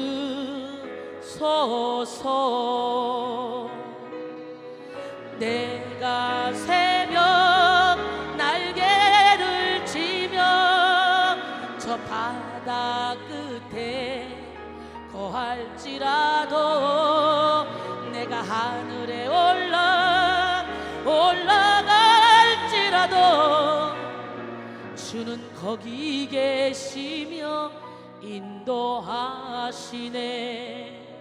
내가 새벽 날개를 치며 저 바다 끝에 거할지라도 내가 하늘에 올라갈지라도 주는 거기 계시며 인도하시네. 여러분, 저는요 얼굴만 봐도 알아요. 이 사람이 가짜인지 진짜인지. 눈빛에 다 나와 있고요, 얼굴에 다 나와 있고요. 하다못해 신문 속에 있는 얼굴만 봐도 알아요. 이 사람이 지금 가짜인지 진짜인지 싹군인지. 신기하죠? 오늘 이런 영분별을 받아야 돼요. 성령이 확 강력하게 역사하면 이렇게 영적인 은사, 카리스마로 영분별을 받을 수가 있어요. 할렐루야. 우리 하나님은 이 시간에도 여러분에게 말씀하셔요. 네가 하늘에 올라갈지라도 내가 너와 함께 할 것이고, 네가 음부의 내 자리를 펼지라도 내가 너와 함께 하실 것이고, 네가 새벽 날개를 펴고 저 바다 끝에 거한다 할지라도 나는 너와 함께 할 거야. 하나님의 깊은 곳까지 통찰하시는 성령께서 모든 것을 분별하도록 이끌어 주시기 때문에 우리는 영분별의 은사를 받은 사람, 이런 사람은 목소리만 들어도 영적 분위기만 느껴도 직관적으로 영을 분별할 수가 있는 거예요. 그러나 영분별의 은사를 받은 사람도 영을 분별하기 위해서 하나님의 말씀을 배워야 됩니다. 영분별의 잣대가 바로 성경 말씀이기 때문이에요. 그러므로 우리는 영분별의 은사를 구하면서 하나님의 말씀을 제대로 익혀야 되는데, 하나님께로부터 단번에 받은 그 카리스마적 영분별과 배우고 습득한 성경 지식이 성령의 조명을 받아 깨달아짐으로 얻어진 영분별이 상호작용할 때 우리는 최고의 영분별력을 겸비할 수가 있는 것입니다. 디모데후서 3장 16절로 17절 모든 성경은 하나님의 감동으로 된 것으로 교훈과 책망과 바르게 함과 의로 교육하기에 유익하니 이는 하나님의 사람으로 온전하게 하며 모든 선한 일을 행할 능력을 갖추게 하려 함이라. 할렐루야. 어둠의 영들은 온갖 간사한 방법을 동원해서 우리를 시온의 대로에서부터 이탈시키려고 합니다. 시온의 대로에 참으로 다양하고 교묘한 곁길을 붙여놓고 그 곁길로 빠져서 천국에 도달하지 못하도록 만듭니다. 마태복음 24장 23절로 24절 보니까 그때 사람이 너희에게 말하되 보라 그리스도가 여기 있다 혹은 저기 있다 하여도 믿지 말라. 거짓 그리스도들과 거짓 선자들이 일어나 큰 표적과 기사를 보여 할 수만 있으면 택하신 자들도 미혹하느니라 그랬어요. 많은 사람들이 시온의 대로에서 이탈해서 곁길로 빠졌으면서도 계속해서 그 잘못된 길로 달려가는 이유는 그 길에도 능력과 표적과 기적이 나타나기 때문이에요. 데살로니가후서 2장 9절로 12절 보면 악한 자의 나타남은 사탄의 활동을 따라 모든 능력과 표적과 거짓 기적과 불의의 모든 속임으로 멸망한 자들이 있으리니 이는 그들이 진리의 사랑을 받지 아니하여 구원함을 받지 못함이라. 이러므로 하나님이 미혹의 역사를 그들에게 보내사 거짓 것을 믿게 하시면 진리를 믿지 않고 불의를 좋아하는 모든 자들로 하여금 심판을 받게 하려 하십니다 그랬어요. 그러니 무조건 능력 나타난다고 해서 좋다고 끌려다니면 큰일 나는 거예요. 일부러 하나님께서 그냥 거짓 것을 믿게 했다는 거예요. 미혹의 역사를 보내가지고. 마음 안에 사랑, 기쁨, 평화 등을 느낄 때 그 원천은 누굽니까? 바로 하나님이죠. 믿으십니까? 그러므로 신비한 능력이 나타나고 현상이 일어난다고 해서 맹신하면 안 돼. 중요한 것은 삶 속에서 맺혀지는 열매입니다. 우리는 열매를 보고 그 뿌리를 판단하게 돼요. 갈라디아서 5장 22절로 23절 성령의 열매 시작. 사랑, 희락, 화평, 인내, 자비, 양선, 충성, 온유, 절제. 오늘 이 열매를 다 맺기를 원해요. 에베소 5장 8절로 12절 너희가 전에는 어둠이더니 이제는 주 안에서 빛이라. 빛의 자녀들처럼 행하라. 빛의 열매는 모든 착함과 의로움과 진실함에 있느니라. 주를 기쁘시게 할 것이 무엇인가 시험하여 보라. 너희는 열매 없는 어둠의 일에 참여하지 말고 도리어 책망하라. 그들이 은밀히 행하는 것들은 말하기도 부끄러운 것이라. 그러나 책망을 받는 모든 것은 빛으로 말미암아 드러나니 드러나는 것마다 빛이니라 그랬어. 중세의 많은 영성가들은요 겸손과 순종을 중요한 분별 기준으로 삼았습니다. 근데 이르러 성 이냐시오와 십자가성 요한의 영의 분별에 대해서 많은 것을 언급했는데요, 결국 교회사에서의 영분별의 대표적인 기준은 뭐냐? 바로 삶의 열매, 그리고 겸손, 그리고 순종이라고 할 수 있어요. 영분별이 뭐라고요? 열매, 겸손, 순종. 이거 없으면 싹 다 버려야 돼. 영적인 안내 잘하면서 교만에 펌지고 다녀. 목 분질러 버려야 되고. 이 기적은 열심히 나타나는데 삶의 열매가 없어. 그거는 밀어내야 돼요. 아무 필요 없어요. 열매가 나타나야 돼. 믿으십니까? 그리고 하나님 말씀에 100% 순종해야 돼. 99%의 순종은 순종이 아니야. 100% 순종. 그래서 100% 순종하게 하려고 자꾸 제가 죽자는 거예요. 깨지자는 거예요. 부서지는 거예요. 무너지자는 거예요. 근데 참 안 부서지죠? 안 깨지죠? 오늘 부서집시다. 마태복음 7장 18절로 21절 보니까 좋은 나무가 나쁜 열매를 맺을 수 없고 못된 나무가 아름다운 열매를 맺을 수 없느니라. 아름다운 열매를 맺지 아니하는 나무마다 찍혀 불에 던져지느니라. 이러므로 그들의 열매로 그들을 알리라. 나더러 주여 주여 하는 자마다 다 천국에 들어갈 것이 아니요 다만 하늘에 계신 내 아버지의 뜻대로 행하는 자라에 들어가리라. 그리고 나서 22절에 보니까 그날에 많은 사람들이 내게 와서 주여 주여 내가 주의 이름으로 귀신을 쫓아냈습니다. 주의 이름으로 선자 노릇했습니다. 내가 주의 이름으로 많은 권능을 행했습니다. 나를 모르십니까? 이 불법을 행하는 자들아 내게서 떠나가라. 나는 너희를 도무지 알지 못하노라. 그리고 말씀대로 행하는 자라야 열매 맺는 삶을 사는 자라야 내 종이라는 거예요. 우리 하나님 살아계신다. 우리는 사탄이 시온의 대로 곁에 교묘하게 붙여놓은 곁길을 파악하고 그 곁길로 빠져서는 안 됩니다. 이 시간요 사탄이 만들어오는 곁길 6개를 대표적으로 말씀드릴 거예요. 여러분 모두가 이 말씀을 분명하게 깨달아서 곁길로 새지 마시고 시온의 대로로만을 완주하셔서 영성 혁명을 일으키기를 소원합니다. 저도 평신도 집사 때 성령의 불도가니 속에 들어가서 피아노 30대 놓고 음악학원 하다가 돈도 잘 벌고 잘 살다가 하나님께서 내 일을 해라. 그래서 다 팽개치고 미친 듯이 전 세계를 다니다 보니까 전 세계가 내 손 안에 들어왔어. 아멘. 본토 친척 아비집을 떠나라고 했던 아브라함에게 진짜 떠나니까 축복의 근원으로 삼았던 것처럼 저 역시 마찬가지. 성령의 불을 받아버리니까 모든 것이 다 배설물로 여겨지고 그냥 푯대를 향하여 앞만 보고 오다 보니까 22년째 제가 이 일을 하고 있어요. 저는 누구보다도 행복한 사람이에요. 할렐루야. 시온의 대로를 이탈하도록 붙여놓은 사단의 곁길이 뭐냐? 먼저 거짓 예언의 곁길. 무슨 곁길? 아주 예언만 받으러 가면 예언이 술술술 나와. 가짜야. 방언 통변해주세요. 가면 술술술 나와. 가짜야. 귀신이야. 왠 줄 알아? 욥기 23장 8절로 10절 보니까 욥이 하나님께 훈련을 받을 때는 하나님이 숨어버려. 내가 앞으로 가도 주님이 안 보이고 뒤로 가도 안 보이고 왼쪽에서 일하시나 안 보이고 오른쪽으로 돌이키시나 안 보여. 그러나 내가 가는 길을 그가 아시나니 그가 나를 단련하신 후에는 내가 순금같이 되어 나오리라. 욥을 훈련시킬 때는 하나님이 숨어버렸어요. 또 밧세바를 범한 다윗을 훈련시킬 때 시편 22편 1절로 2절까지 보니까 내 하나님이여 내 하나님이여 어찌 나를 버리셨나이까. 내가 밤에도 부르짖고 낮에도 잠잠하지 아니하거늘 어찌하여 나를 내 기도를 듣지 않으시나이고 탄식하잖아요. 그러다가 이스라엘 하나님은 찬송 중에 거하십니다. 3절에 그러잖아요. 그렇기 때문에 무조건 예언 받아간데 막 예언이 술술 나와. 그게 어떻게 하나님입니까? 귀신이지. 정신 바짝 차려요. 참 사람들이요 성경을 너무 몰라. 그러다 보니까 영분별이 안 되니까 막 그냥 들이밀고 막 기도 받고 막 들이밀고 들이밀 필요도 없어.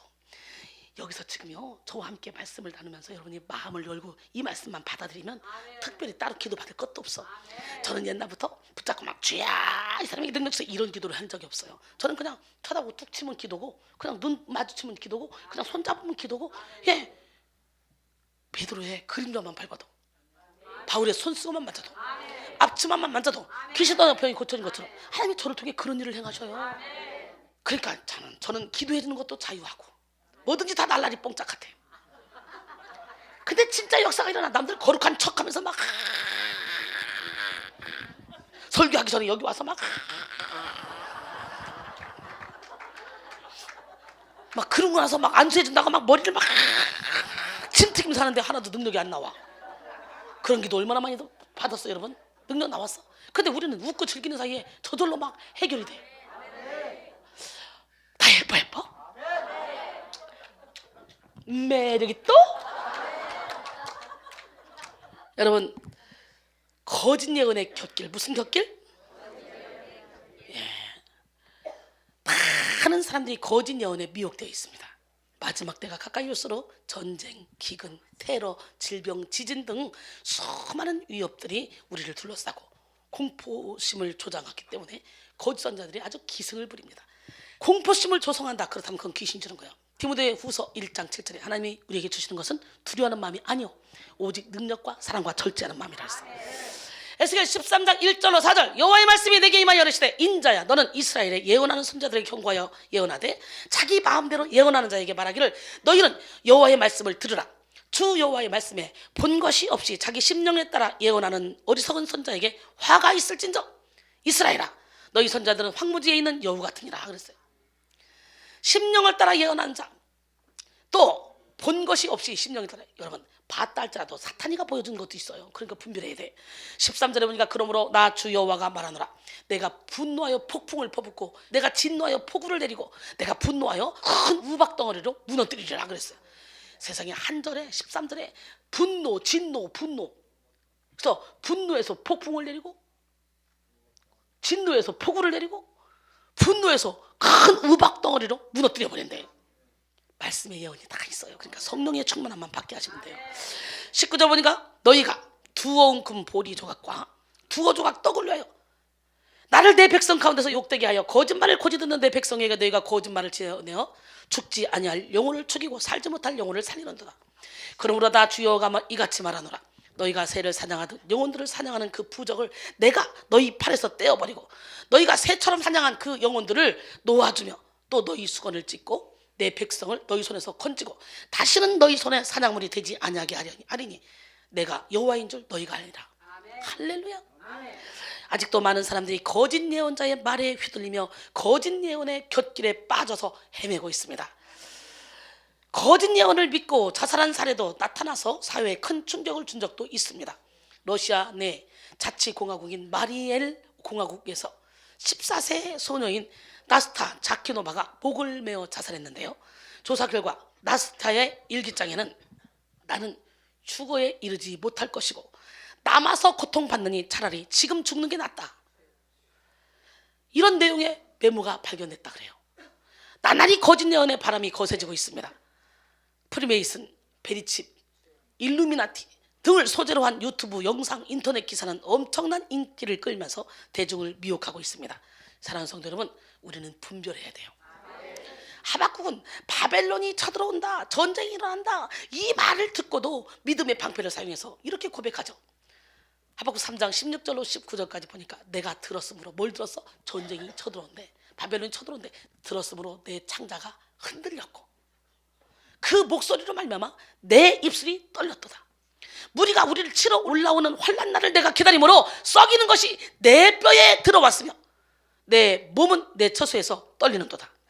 비록 무화과 나무가 무성하지 못하며 포도나무에 열매가 없으며 감람나무에 소출이 없으며 밭에 먹을 것이 없으며 우리의 양이 없으며 외양간에 소가 없을지라도 한마디로 나 아무것도 없어도 할렐루야. 나는 여호와로 말미암아 즐거워하며 나의 구원의 하나님으로 말미암아 기뻐하리로다. 주 여호와는 나의 힘이시라. 나의 발을 사슴과 같게 하사 나를 나의 높은 곳에 다니게 하시리로다. 할렐루야. 예, 사도 바울은요 감옥에 있으면서도 빌립보 성도들에게 항상 기뻐하라고 말하죠. 빌립보서 4장 4절에 주 안에서 항상 기뻐라. 내가 다시 말하노니 기뻐라. 여러분, 그러면서 이어서 뭐라고 말하냐? 아무것도 염려하지 말고 오직 모든 일에 기도와 간구로 너희 구할 것을 감사함으로 하나님께 아뢰라. 그러면 오직 모든 일에 감사함으로 아뢰래. 염려 걱정 근심하고 펄펄펄 떠르는 게 아니라, 전쟁이 온데 무서워 이게 아니라. 할렐루야. 여러분, 주님은 도둑같이 오신다 그랬죠. 성경은 분명히 아무도 그때와 시를 알 수 없다 그랬어. 그런데 뭔 놈의 날짜를 딱딱딱 정하면서 주님이 오신대? 미친 거 아니야? 그냥 그런 사람은 쫓아다니면서 아가리를 찢어버려야 돼. 살전 5장 1절로 3절. 형제들아, 때와 시기에 관하여는 너희에게 쓸 것이 없음은 주의 날이 밤에 도둑같이 이룰 줄을 너희 자신이 자세히 알기 때문이라. 그들이 평안하다 안전하다 할 때에 임신한 여자에게 해산의 고통이 이름과 같이 멸망이 갑자기 그에게 이르리니 결코 피하지 못하리라. 여러분, 어둠 가운데 사는 사람들은 마지막 날이 도둑같이 임해서요 멸망을 피할 수가 없어요. 그러나 빛의 자녀로 사는 사람들에게는 마지막 날이 도둑같이 임하지 않습니다. 데살로니가전서 5장 4절로 8절 보니까 형제들아, 너희는 어둠에 있지 아니하며 그날이 도둑같이 너희에게 임하지 못하리니 너희는 다 빛의 아들이요 낮의 아들이라. 우리가 밤이나 어둠에 속하지 아니하냐니 그러므로 우리는 다른 이들과 같이 자지 말고 오직 깨어 정신을 차릴지라. 자는 자들은 밤에 자고 취하는 자들은 밤에 취하되 우리는 낮에 속하였으니 정신을 차리고 믿음과 사랑에 호심경을 붙이고 구원의 소망에 투구를 쓰자. 할렐루야. 여러분, 그러기에 우리는요 진짜 나인 속사람을 새롭게 해야 돼요. 겉모습의 나는요 아니에요. 이건 그저 장막집이에요. 장막집. 집이 중요해요? 집안에 사는 사람이 중요해요? 그죠? 이건 집이에요. 이 안에 속사람이 중요해요. 근데 우리는 어떻게 이 집에만 치장을 하지 이 속사람에게는 관심이 없다. 아무리 집을 멋있게 지어놔도 그 집에서 사는 사람이 도둑놈이면 도둑놈 집이고 살인자면 살인자 집이야. 맞죠? 아무리 초가상관이라도 그 집에 왕인 사람은 왕집이야. 그러게 우리는 속사람을 새롭게 해야 돼. 고린도서 4장 16절에 그러므로 우리가 낙심하지 않으니 우리의 겉사람은 낡아지나 우리의 속사람은 날로 새로워지도다. 고린도서 5장 1절에 보니까 만일 땅에 있는 우리의 장막집이 무너지면 하나님께서 지으신 집 곧 손으로 지은 것이 아니오 하늘에 있는 영원한 집이 우리에게 있는 줄 아느니라. 그러니 우리는 죽음이 두렵지 않은 거예요. 육신의 장막집을 벗으면 내 속사람인 진짜 나는 영원한 집으로 가는 거야. 여러분, 주님은 말씀하시죠. 우리가 갈 때 어떻게 가? 빈손으로 갈 수밖에 없지만 그동안에 내가 행했던 것은 따라간다니까. 그래서 아까도 얘기했지만 계시록 14장 13절에 또 내가 들으니 하늘에서 음성이 나서 이르되 기록하라. 지금 이후로 주 안에서 죽은 자들은 복이 또다 하심에 성령이 이르시되 그렇다. 그들이 수고를 그치고 쉬리니 이는 그들이 행한 일이 그들을 따름이라 그랬어요. 고린도서 5장 8절로 9절 보니까 우리가 탐대하여 원하는 바는 차라리 몸을 떠나 주와 함께 있는 그것이라. 그런즉 우리는 몸으로 있든지 떠나 있든지 주를 기쁘시게 하는 자가 되기를 힘쓰니라. 할렐루야. 예. 여러분, 저와 여러분에게 죽음은 육신의 장막집을 벗는 것일 뿐 더 좋은 하늘나라에 가기 때문에 여러분, 천국에 대한 믿음만 있으면 죽음이 두렵지가 않습니다. 그러기에 우리는 어떤 상황까지도 흔들리지 않고 항상 기뻐할 수가 있는 거예요. 전쟁이 온다 할지라도 기뻐할 수 있는 거예요. 이사야 26장 3절에 주께서는 심지가 견고한 자를 평강하고 평강한 대로 지키시리니 이는 그가 주를 신뢰함이니라 그랬어요. 거짓 예언에 휘둘리며 두려워하고 삶을 포기하는 것은요 하나님의 뜻이 아닙니다. 마지막 때가 가까이 오면 올수록 우리는 정신을 차리고 구원의 소망의 투구를 써야 돼요. 시온의 대로로 가다가 거짓 예언에 휘둘려서 곁길로 빠져서 인생을 낭비할 것이 아니라 더욱 견실하여 흔들리지 말고 항상 주의 일에 힘쓰는 그런 저와 여러분이 되어야 될 줄 믿습니다. 고린도전서 15장 54절로 58절까지 보니까 이 썩을 것이 썩지 아니함을 입고 이 죽을 것이 죽지 아니함을 입을 때에는 사망을 삼키고 이기리라. 기록된 말씀이 이루어지리라. 사망아 너희 승리가 어디 있느냐. 사망아 내가 쏘는 것이 어디 있느냐. 사망이 쏘는 것은 죄요 죄의 권능은 율법이라. 근데 율법의 완성이신 예수님이 내 안에 계시잖아. 사랑은 율법의 완성이잖아. 로마서 13장 10절에 할렐루야. 그렇기 때문에 죄 때문에 우리가 겁날 거 하나도 없어. 우리 주 예수 그리스도로 말미암아 우리에게 승리를 주시는 하나님께 감사하노니 그러므로 내 사랑하는 형제들아 견실하며 흔들리지 말고 항상 주의 일에 더욱 힘쓰는 자들이 되라. 할렐루야. 이는 너희 수고가 주 안에서 헛되지 않은 줄 알미라 그랬어요. 그러기에 우리는 어떤 상황 가운데서 먼저 그의 나라와 그의 의를 구해야 돼요. 마태복음 6장 33절로 34절 그런즉 너희는 먼저 그의 나라와 그의 의를 구하라. 그러면 이 모든 것을 너에게 더하시리라. 그러므로 내일 일을 위하여 염려하지 말라. 내일 일은 내일이 염려할 것이요 한날 괴로움은 그날에 족하니라 그랬어요. 여러분, 성경에는 염려해라 걱정해라 근심하라 해본 적이 없네요. 그런데 막 거짓 예언자들 말 듣고 염려하고 걱정하고 근심하고 두려워하고 막 벌벌 떨고 이게 어떻게 하나님의 영입니까? 귀신의 영이지. 저를 보세요. 365일 행복합니다. 그 다음에 영지주의의 곁길이에요. 무슨 곁길? 거짓 예언의 곁길에서 이제 빠져나올 수 있죠. 예, 요한일서 4장 2절로 3절 오늘 본문이죠. 이로써 너희가 하나님의 영을 알지니 곧 예수 그리스도께서 육체로 오신 것을 시인하는 영마다 하나님께 속한 것이요 예수를 시인하지 아니하는 영마다 하나님께 속한 것이 아니니 이것이 곧 적그리스도의 영이니라. 우리를 한 말을 너희가 들었거니와 지금 벌써 세상에 있느니라 그랬어요. 본문은 하나님의 영과 적그리스도의 영을 분별하는 기준을 제시하는데요. 2절과 3절에서는 예수 그리스도께서 육체로 오신 것을 시인하는 영이 바로 하나님께 속한 영임을 밝힌 것입니다. 여기서 육체로 번역된 엔사르키에서 사르키의 원형 사룩스는 영과 구별되는 육체, 육신을 가리킵니다. 특히 본문에서는 흙으로 만들어진 시공간의 제한을 받는 인간의 몸을 의미합니다. 따라서 육체로 오신 것은 바로 예수께서 인간의 육체로 이 땅에 오신 성육신의 사건을 가리킵니다. 그런데 적그리스도의 영은 예수님의 성육신을 인정하지 않습니다. 적그리스도는 그리스도를 적극적으로 대항하는 자로서 사실 이 단어는요 사도 요한이 사용한 것으로서 요한 서신에 5회 등장해요. 요한은 이 단어를 사용하여 어떤 특정한 인물을 지목하지 않고 당시 일어났던 많은 이단들을 포괄적으로 지적했습니다. 오늘 본문을 기록할 당시에 많은 사람들이요 영지주의의 곁길에 빠졌던 시기였어요. 그래서 사도 요한은 가장 먼저 영지주의에 대해서 말하고 있는 거예요. 영지주의는 이분법적으로 나눠서 영은 거룩하고 육은 악하다, 영은 선하고 육은 악하다 라고 생각하는 사상이에요. 오늘날도요 영지주의적인 사상을 갖고 있는 성도들이 참 많습니다. 그들은 거룩한 하나님이, 거룩한 예수님이 악한 육을 입고 이 땅에 오시지 않았다고 주장합니다. 어떻게 하나님의 아들이신 예수가 비천한 육을 입고 올 수 있느냐 이거죠. 그래서 그들은 예수님이 육신으로 오셨다는 성육신을 인정하지 않고 예수님은 그냥 육신을 입은 것처럼 보일 뿐이다 라고 주장합니다. 우리는 기독교 신앙의 근본이 되는 교리적 기준을 명심하고 올바른 신앙을 소유해야 돼요.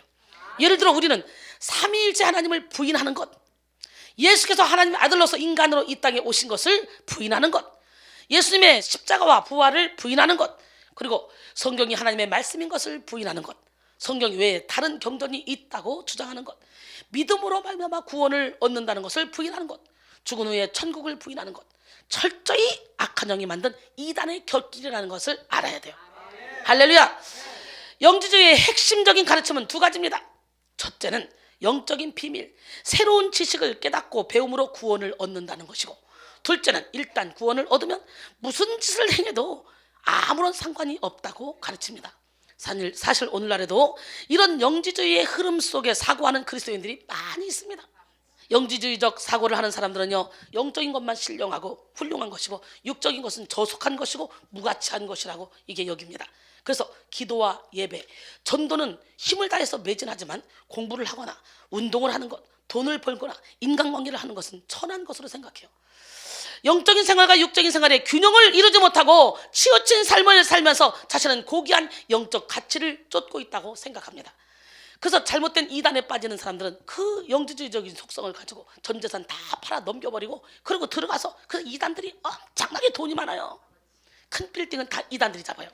우리 올해 강남에다가 큰 빌딩 하나 잡아야 돼요.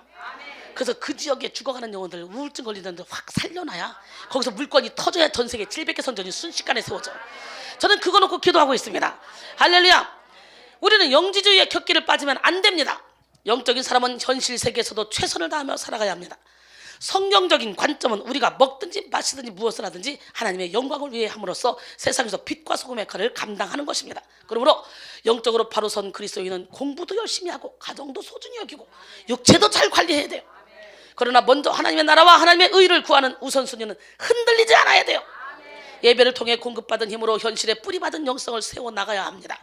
육은요 영을 담는 그릇이잖아요. 그렇기 때문에 사실은 육도 소중해요. 만약에 내가 육이 죽어버리면 내가 아무리 영이 커도 내가 일할 수 있어? 못해요. 예수님은 이 땅에 육을 입고 오셨어요. 그러므로 육도 중요합니다. 육이 영원한 가치는 아니지만 우리가 이 땅에서 승리하며 살기 위해서는 육도 소중하게 생각해야 돼요. 육이 있을 때 영의 몸도 있기 때문에, 육이 있을 때 영을 살찔 수 있기 때문에. 고린도전서 15장 40절로 44절 보니까 하늘에 속한 형체도 있고 땅에 속한 형체도 있으니 하늘에 속한 것의 영광이 따로 있고 땅에 속한 것의 영광이 따로 있으니 해의 영광 다르고 달의 영광 다르고 별의 영광 다르고 별과 별의 영광이 다르도다. 죽은 자의 부활도 그와 같으니 썩을 것으로 신고 썩지 않을 것으로 다시 살아나며 약한 것으로 신고 강한 것으로 다시 살아나며 욕된 것으로 신고 영광스러운 것으로 다시 살아나며 육의 몸으로 신고 신령한 몸으로 다시 살아나나니 육의 몸이 있은즉 영의 몸도 있느니라 그랬어요. 할렐루야. 오늘날 기독교가 붙잡는 핵심적 교리는 예수 그리스도가 하나님의 아들이고 이 땅에 육신을 입고 오셨으며 우리 죄를 위해 십자가에서 죽으시고 부활하셨다는 것입니다. 이걸 믿어집니까? 빌립보 2장 5절로 8절 너희 안에 이 마음을 부으나 곧 그리스도 예수의 마음이니 그는 근본 하나님의 본체시나 하나님과 동등됨을 취할 것으로 여기지 아니하시고 오히려 자기를 비워 종의 형체를 가지사 사람들과 같이 되셨고 사람의 모양으로 나타나사 자기를 낮추시고 죽기까지 복종하셨으니 곧 십자가에 죽으심이라. 할렐루야. 이사야 53장 5절로 6절 보니까 그가 찔림은 우리의 허물 때문이요 그가 상함은 우리의 죄악 때문이라. 그가 징계를 받음으로 우리는 평안을 누리고 그가 채찍에 맞음으로 우리는 나음을 입었도다. 우리는 다 그릇 행하여 각기 제 길로 갔거늘 여호와께서는 우리 모두의 죄악을 그에게 담당시켰다는 거예요. 우리는 다 양같아서 그릇 행해서 갓길로 갔지만 여러분 요한일서 2장 24절에 보니까 너희는 처음부터 들은 것을 너희 안에 거하게 하라. 처음부터 들은 것이 너희 안에 거하면 너희가 아들과 아버지 안에 거하리라 그랬어요. 할렐루야. 그 다음에 율법주의의 곁길입니다. 오늘날 율법주의에 빠져있는 목사들이 얼마나 많은지 모릅니다.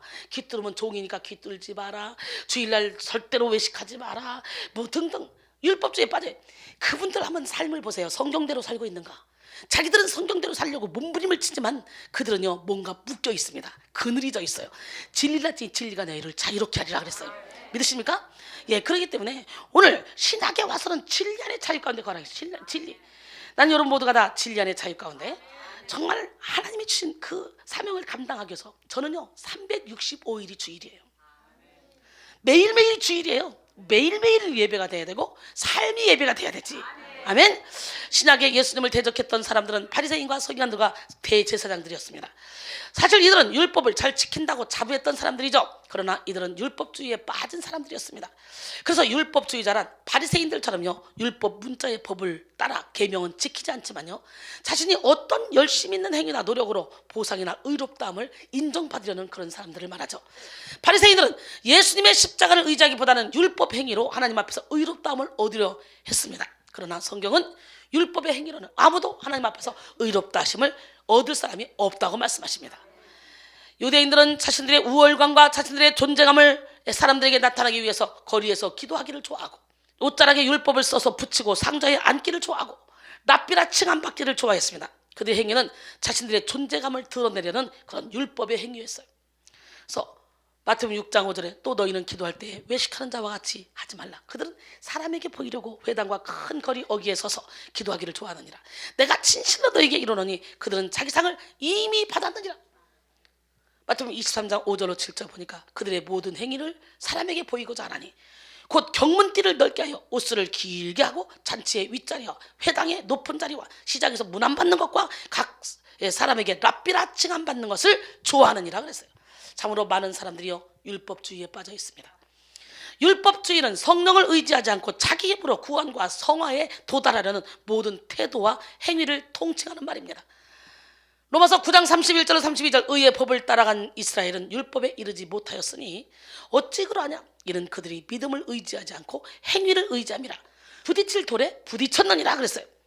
로마서 8장 3절로 4절 율법이 육신으로 말미암아 연약하여 할 수 없는 그것을 하나님은 하시라니 곧 죄로 말미암아 자기 아들을 죄 있는 육신의 모양으로 보내어 육신의 죄를 정하사 육신을 따르지 않고 영을 따라 행하는 우리에게 율법의 요구가 이루어지게 하려 함이라 그랬어요.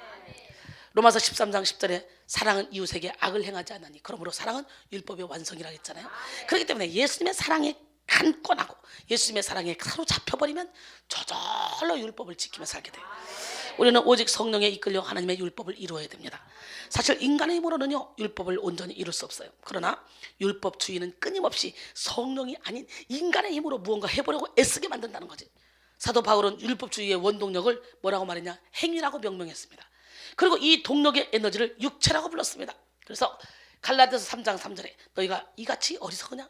성령으로 시작했다가 이제는 육체로 마치겠느냐 그랬어요. 행위는 믿음의 반대이며 육체는 성령의 반대죠. 따라서 율법주의는 단순히 하나님의 명령을 순종하려고 노력하는 것이 아닌 어떤 원동력과 어떤 연료로 이것을 추구하느냐에 달려있는 것입니다. 결국 율법주의의 능력은 우리 자신에서부터 나오는 거예요. 우리 육체에서부터 나오는 거예요. 오늘 우리는 사람의 노력으로 의로운 사람이 되려고 하는 것, 선을 행함으로 의로운 사람이 되려고 하는 것, 율법을 지킴으로 구원에 이른다고 말하는 이 모든 것들이 다 율법주의에 해당한다는 것임을 명심해야 됩니다. 로마서 3장 20절에 그러므로 율법의 행위로 그의 앞에 의롭다 하심을 얻을 육체가 없나니 율법으로는 죄를 깨달음이니라. 할렐루야. 율법의 기능은 오직 죄를 깨닫게 하는 것입니다. 죄를 깨닫게 함으로 율법으로는 소망이 없음을 보여주는 것입니다. 사람이 의롭게 되는 것은 율법의 행위가 아니라는 거예요. 율법의 행위로는 한 사람도 구원의 반열에 들어갈 수가 없습니다. 이 사실을 갈라디아 교회에 보내는 편지에서 더욱더 분명하게 우리가 알 수 있는데요. 갈라디아 2장 16절에 보니까 사람이 의롭게 되는 것은 율법의 행위로 말미암음이 아니요 오직 예수 그리스도를 믿음으로 말미암은 줄 알므로 우리도 그리스도 예수를 믿나니 이는 우리가 율법의 행위로서가 아니고 그리스도를 믿음으로써 의롭다함을 얻으려 함이라. 율법의 행위로서는 의롭다함을 얻을 육체가 없느니라 그랬어요. 근데요 여러분에게도 지금 율법적인 속성을 가진 사람이 많이 있습니다. 왜? 어려서부터 그렇게 배웠기 때문에. 이거 깨는데 참 오래 걸리더라고요. 갈라디아서 3장 23절 27절 믿음이 오기 전에는 우리도 율법 아래에 매인바 되고 계시될 믿음의 때까지 갇혔느니라. 이같이 율법이 우리를 그리스도께로 인도하는 초등교사가 되어 우리로 하여금 믿음으로 말미암아 의롭다함을 얻게 하려 함이라. 믿음이 온 후로는 우리가 초등교사 아래에 있지 아니하도다. 너희가 다 믿음으로 말미암아 그리스도 예수 안에서 하나님의 아들이 되었으니 누구든지 그리스도와 합하기 위하여 세례를 받은 자는 그리스도로 옷 입었느니라. 그러니까 예수 안에 딱 들어오면요 전혀 묶이는 게 없어요. 진리라지 진리가 너희를 자유케 하리라. 주의 영이 계신 곳에는 자유가 있느니라. 믿으십니까? 예. 초등교사 곧 몽학 선생은 종들 중에서 주인의 아들을 가리킬 수 있는 그런 능력을 가진 가정교사를 말하죠. 몽학 선생의 사역은 뭡니까? 아이가 자라나서 상속자로 세움을 입을 때까지 선생 노릇하다가 아이가 상속자가 되면 더 이상 교사가 아니라 다시금 종의 자리로 내려가는 거예요. 이게 율법이라는 거예요. 할렐루야. 율법은 그리스도가 오시기 전까지 사명을 감당하는 것입니다. 그리스도가 오시면 율법의 기능은 본래의 자리로 가는 거예요. 바로 율법과 복음의 차이입니다. 할렐루야. 모든 사람을 구원할 수 있는 길은 율법이 아니라 복음에 있음을 보여주십니다. 행위가 아니라 은혜의 힘을 선언하는 것입니다. 예, 율법주의에 빠진 사람들은요 하나같이 성령의 기쁨과 자유를 알지 못합니다. 그들은 자기 의에 도취되기 쉽고 그리고 자기 정죄에 빠지기 쉬우며 겉으로 드러난 행위에 집착하기 쉽습니다. 에베소 2장 8절로 9절 너희는 그 은혜에 의하여 믿음으로 말미암아 구원을 받았으니 이것은 너희에게서 난 것이 아니요 하나님의 선물이라. 행위에서 난 것이 아니니 이는 누구든지 자랑하지 못하게 하려 함이라 그랬어요. 여러분 우리는 진리 안의 자유를 누려야 돼요. 오직 성령의 능력으로 하나님의 말씀을 지키며 하나님의 뜻을 이루어야 됩니다. 예, 우리의 힘으로는 안 되지만 하나님의 능력으로 우리는 모든 것을 할 수 있습니다. 항상 기뻐하며 천국의 행복을 누리며 주님의 뜻을 이루는 저와 여러분이 되기로 하네요. 그 다음에 은사주의의 곁길입니다. 수많은 사람들이 은사주의의 곁길에 빠져서 헤매고 있습니다. 은사 좀 받아봐요. 얼마나 막 성도들 주머니 털기 바쁘고 막 잘난 척하기 바쁘고 막 그러다가 나중에요 다 깨랑해가지고요 집에 가지고 있어요. 아 어디가 아프네. 여러분 은사주의에 빠지면 안 돼. 은사자들이 말년에 엄청나게 안 좋잖아요. 그래도 또 뭐라 그러는 줄 알아요? 이 사람들 기도해 준다고 니꺼 나간다. 지랄이다. 쓰레기통이 여기 있으면 여기서 나가지 왜 여기서 나가? 아주 별 미친 또라이들이 다 있는데 그러고는 능력자라는 사람이 이 사람 기도해 준다 그러면서 지가 막 내보내. 니꺼 나간다. 지가 더 이 귀신이요 또 얼마나 웃기는 줄 알아요? 바본가 봐. 사탄아 물러가라 그러면요 지 것이 안 나가고 얌전하게 지키고 이쪽 것만 내보내주면 좀 들키지 않는데 귀신아 나가라 그러니까 지 것도 나오고 저기도 나오고 다 나오라고. 귀신을 쫓는다는 주의 종들이 얼굴이 스산하다, 삶에 열매가 없다, 교만하다, 그건 악한 영이야. 그것도 기도받으면 안 돼. 하나님의 영은 맑은 영, 밝은 영, 상큼한 영, 아름다운 영, 깨끗한 영이야. 은사는 하나님이 주신 선물이지만 은사주의에 빠진 사람들은 그 선물에만 집착하고 삶에서의 열매를 도외시합니다. 사실 은사운동은요 20세기 초에 시작된 오순절 운동의 뿌리를 둡니다. 1901년에 미국 중서부 캔사스주 토피카에 있는 베델 성경대학의 여학생 에그니스 오즈맨이 성령 세례를 사모하다가 방언을 하게 됐어요. 그는 감리교 배경을 가졌고 성결운동에 참여했던 학생입니다. 그 후 1906년 4월 미국 서부 캘리포니아주 로스앤젤레스에서 흑인 성결운동 설교자 윌리엄 시모어에 의해서 소위 아주사 거리의 집회들을 통해 방언운동이 본격적으로 확산되었습니다. 이 시작한 집이 내가 LA 가면 항상 집회하는 그 교회 바로 앞에 있어요. 그 집에 답사도 갔었잖아요. 그때 쓰던 모든 성구가 다 있어요. 거기가. 여기서 오순절 교파가 생겨났습니다. 그러다가 20세기 중엽에 와서 이 오순절 운동은 교파를 넘어서 다른 교파들 속으로 퍼져나갔고 1960년대 말에는 심지어 천주교회까지 영향을 끼치게 되었습니다. 이것을 우리는 신오순절주의 혹은 은사운동이라고 부릅니다. 초기 은사주의는 신자가 성령 세례를 받은 증거가 방언이라고 한 것에서부터 문제가 뜨기 시작했어요. 북미 오순절 협회 헌법 제5항은 순복음은 성령의 세례와 그것의 최초의 증거로서 방언을 포함한다라고 진술했습니다. 은사주의의 가장 큰 문제는 삶 속에서 변화나 성숙한 열매, 이거와 무관한 신비적인 그런 현상에 치중한다는 데 있습니다. 여러분, 은사주의의 대표주자로 알려진 베니는요 폴과 젠 크라우치의 TVN 방송 프로그램에서 자신의 방송을 보고 수많은 사람들이 살아날 것이라고 말해서 무리를 일으킨 적이 있어요. 그는 그 방송에서 장례식을 취소하라, 그들의 죽은 자들을 관체에 가지고 와서 텔레비전 앞에 두고 내가 나오는 방송을 통해 하나님의 능력이 그들을 만지기를 기다리라, 그러면 수천 명씩 살아날 것이다 라고 말했습니다. 여러분, 다른 은사주의자들은 그들에게 나타나는 금가루, 성은 등을 과시하며 사람들의 이목을 집중시키기도 했잖아요. 이러한 은사운동은 신앙생활의 강조점을 말씀과 기도로 하나님과 교제하며 하나님의 뜻에 순종하는 것보다 은사 체험에 두고 때때로 그 체험은 매우 감정적 경향이 있습니다. 예를 들어 캐시 우드는 브라운스빌 부흥의 역사에 대해서 쓴 그의 책 1997년 간행에서 은사 사건들에 대해 다음과 같은 직접적인 진술들을 했습니다. 예를 들어 병고침들, 사람들이 수시간 동안 집회 장소 바닥에 누움, 완전히 의식이 없음, 머리를 흔듦, 혹은 경련함, 멍한 술 취한 상태에 있음, 머리가 힘이야, 성령 안에서 춤을 춤, 기타 이상한 육체적 표현들입니다. 또 우드가 말하기를 완전히 무르익은 부흥은 어떤 물결들이 와서 우리 모두를 깨끗게 하자, 많은 사람이 성령 안에서 죽임을 당한 일과 함께 터졌다고 합니다. 여러분, 은사주의자들은 하나님의 말씀보다 감정과 현상에 집중합니다. 명분별 못해요. 그러니까 신학교 학장들이 그런 사람 데리고 같이 사역하고 그러고 돌아다니지. 미친 것들이지. 하나님의 영은 깔끔한 영, 상큼한 영이야. 제가 왜 자신 있게 말하냐? 제가 귀신과 싸울 때요 꼭 머리에 똥알을 튼 것처럼 쫙 들고 대가리 딱 올리고요 꼬랑지 내려요. 그러면요 여기가 터지게 아파요. 그럼 어떻게? 고개를 몇 번 털어내려고 몇 번 흔들어. 그러면 이게 막 흔들리다 꼬랑지까지 싹 빠져나가. 그거 10개월 동안 했거든 내가. 막 신사도 운동하는 사람들 봐봐. 얼마나 재밌는 줄 알아? 오 그러고는 막 예언합니다. 막 짐승소리 여우소리 내면서 예언해요. 미친 것들 그냥. 아 제 열받아. 세계적으로 지금 우리 바뀌어야 돼요. 세계를 싹 뒤집어 엎어버려야 돼요. 구석구석에 참된 영성을 가지고 있는 분들이 계시겠지만 진짜 설치고 있는 인간들을 보면 싹 다 마귀 자녀들이야. 그래서 그들은 눈에 보이는 예언, 통변, 영적 신비 현상을 추구하며 성령과 악령을 구분하는 일에는 미숙합니다. 어둠의 영이 진리의 빛이 들어감으로 떠나가는 과정 중에 생기는 현상도 대부분의 성령의 역사라고 치부하여 어둠의 영을 키우는 그런 일도 비일비재합니다. 우리 한국 사람 치고 예수 문학이 없는 사람 하나도 없어.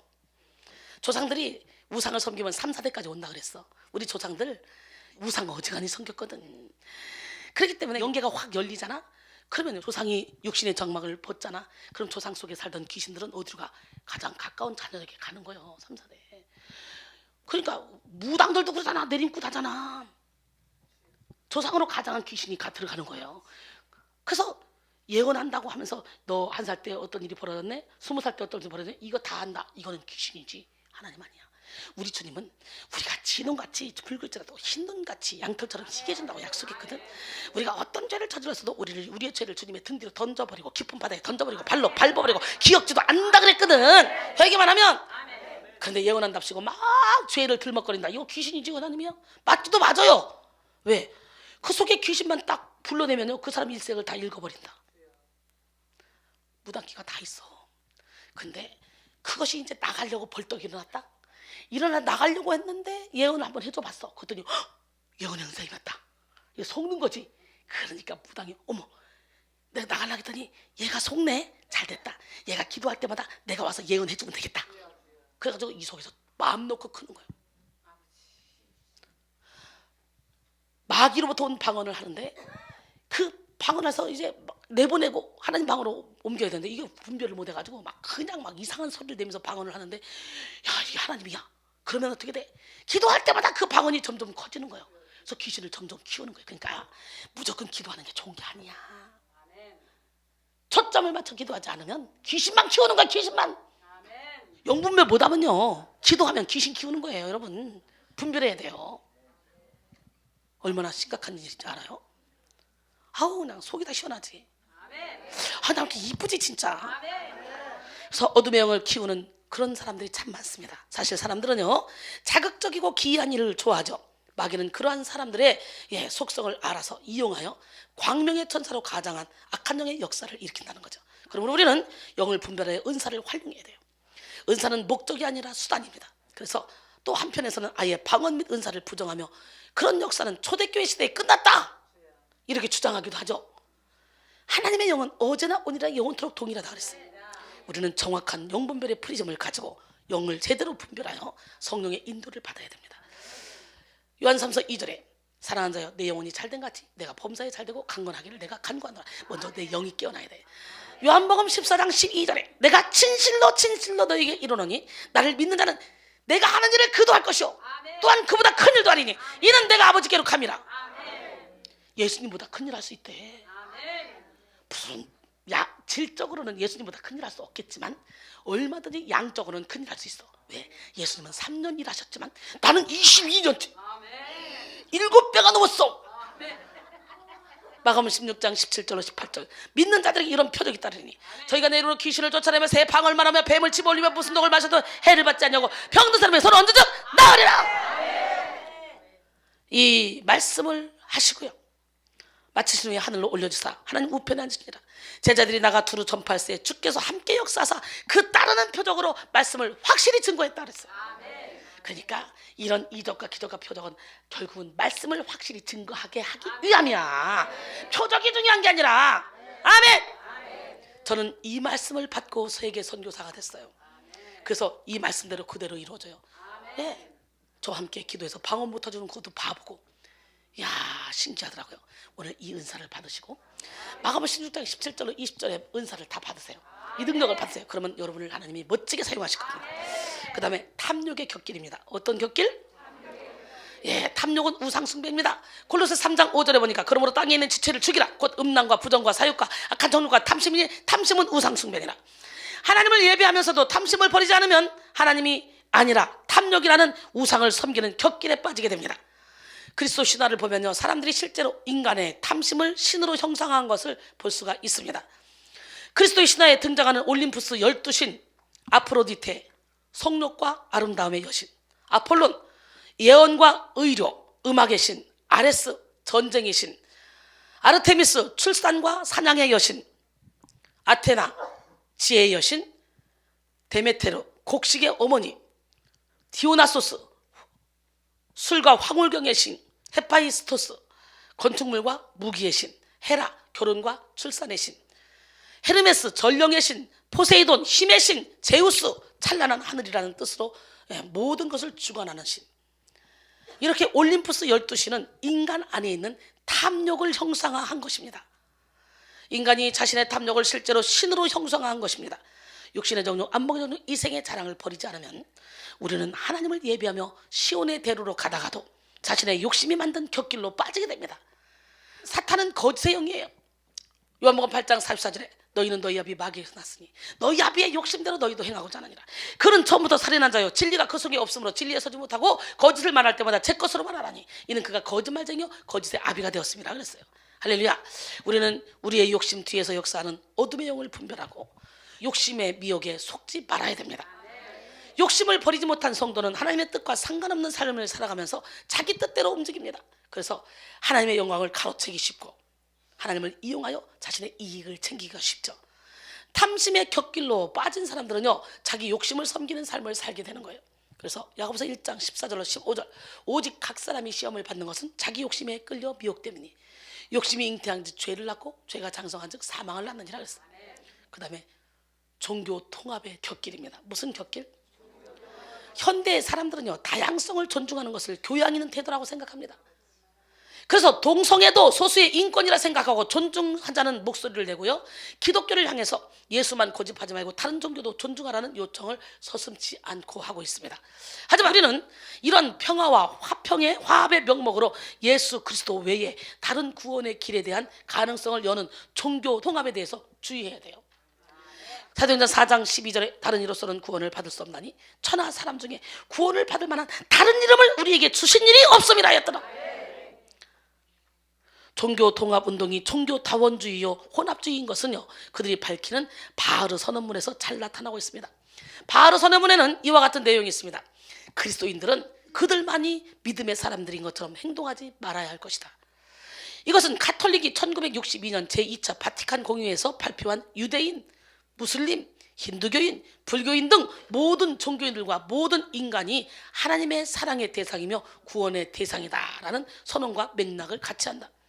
이것은 WCC 7차 총회에서 무당 끝을 초혼제를 한 정형경 교수 이화여대, 기독교 밖에도 구원이 있다고 말하는 변신환 교수 감신대, 어느 길로 오르든지 정상은 같다는 등정로 이론을 주장한 김경재 교수 한신대 등의 대표적인 다원주의자들과 같은 입장이다 그랬어요. 우리는 분별해야 됩니다. 예수 그리스도는 결코 타협할 수 없는 절대 진리입니다. 예수 그리스도 말고 다른 시온의 대로는 없습니다. 하나님이 주시는 담대함의 능력으로 예수 그리스도의 복음을 수호합시다. 십자가의 복음, 은혜의 복음을 지켜냅시다. 갈라디아서 2장 20절에 내가 그리스도와 함께 십자가에 못 박혔나니 그런즉 이제는 내가 사는 것이 아니요 오직 내 안에 그리스도께서 사시는 것이라. 이제 내가 육체 가운데 사는 것은 나를 사랑하사 나를 위하여 자기 자신을 버리신 하나님의 아들을 믿는 믿음 안에서 사는 것이라 했어요. 할렐루야. 사도행전 4장 12절 그러니까 다른 이로서는 구원을 받을 수가 없다는 거예요. 다른 이름으로는. 할렐루야. 고린도전서 1장 22절로 24절 유대인은 표적을 구하고 헬라인은 지혜를 찾으나 우리는 십자가에 못 박힌 그리스도를 전하니 유다인에게는 꺼리끼는 것이요 이방인에게는 미련한 것이로되 오직 부르심을 받은 자에게는 유다인이나 헬라인이나 그리스도는 하나님의 능력이요 하나님의 지혜니라.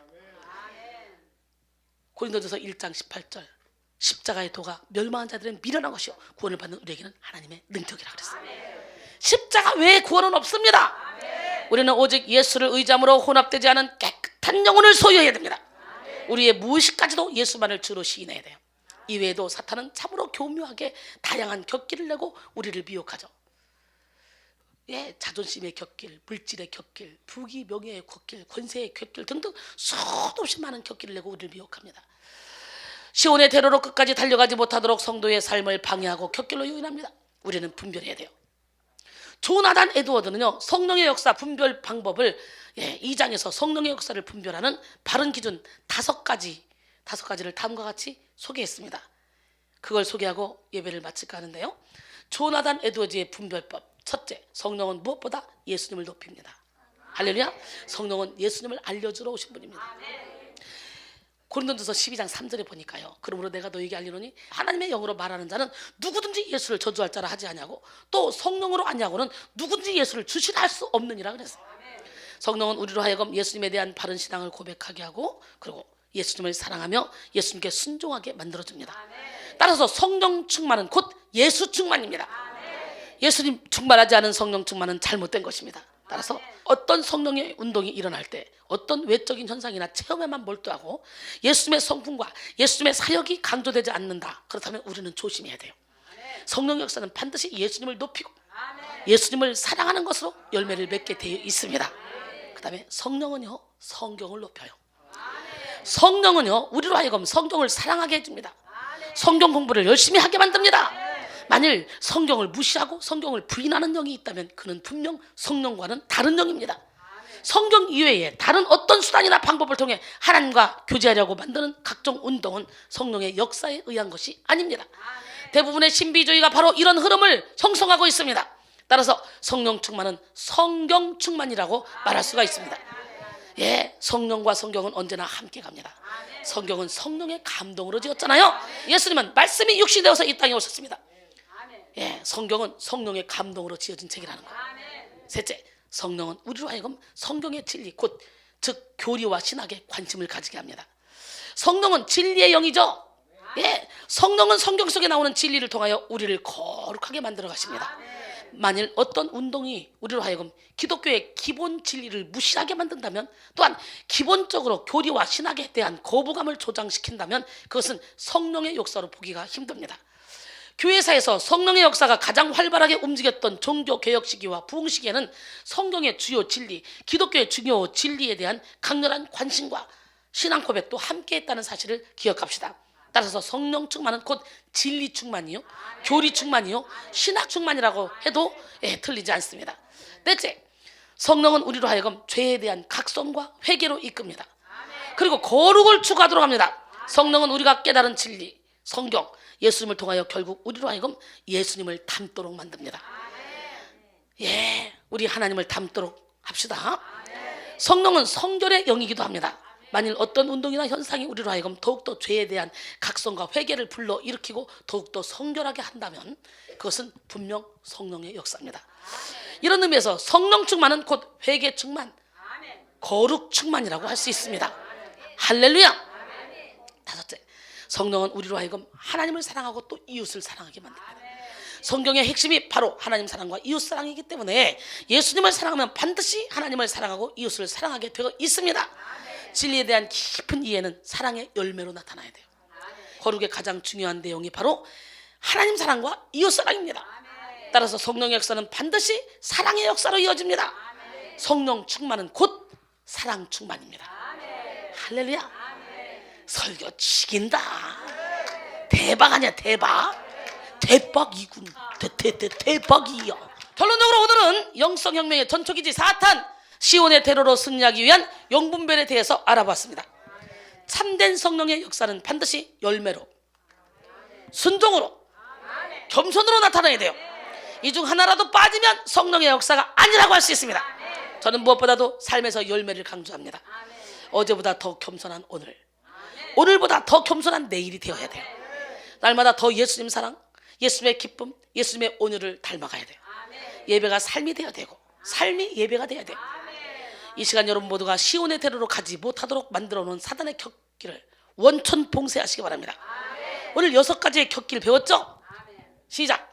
거짓 예언의 격길, 영지주의의 격길, 율법주의의 격길, 은사주의의 격길, 탐욕의 격길, 종교 통합의 격길. 할렐루야. 그런데 이런 격길 외에도요, 격길은 아주 많이 있어요. 자존심의 격길, 교만의 격길, 명예의 격길, 인간관계의 격길 등등 엄청 많죠. 내가 하나님보다 더 사랑하는 모든 것 다 시온의 테러로 가지 못하도록 만들어 놓은 사탄의 격길입니다. 그러기에 우리는 철저히 예수 안에서 죽고 예수 안에서 살아서 예수 그리스도의 성품으로 세상을 이기고 환경을 이기고 자신을 이기고 죄를 이기고 진리 안의 자유 가운데 거해야 될 줄 믿습니다. 오직 주님의 나라와 주님의 의를 위해 달려나가며 시온의 대로로만 나가서 형통의 축복을 받고 풍성한 성령의 열매를 맺는 우리 모두가 되기를 바랍니다. 이렇게 심바람하게 살아가는 사람 봤어요? 주의 일이 이렇게 행복하다 가는 거 봤어요? 저는요, 이 주의 일이 오락이요 쾌락이요 즐거움이야. 어머 신기하잖아. 내가 생각해도 내가 너무너무 기특해. 내가 생각해도 내가 너무너무 이뻐. 내 마음엔 주를 향한 사랑이, 나의 눈엔 주가 주신 진리로.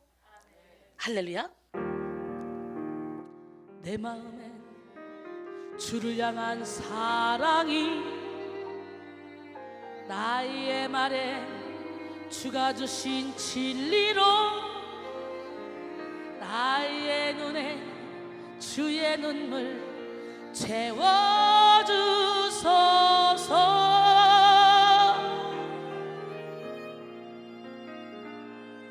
내 입술에 찬양의 향기가, 두 손에는 주를 닮은 섬김이, 나의 삶에 주의 흔적 남게 하소서. 아멘이십니까? 하나님의 사랑이 영원히 함께하리. 십자가의 길을 걷는 자에게, 순교자의 삶을 사는 이에게,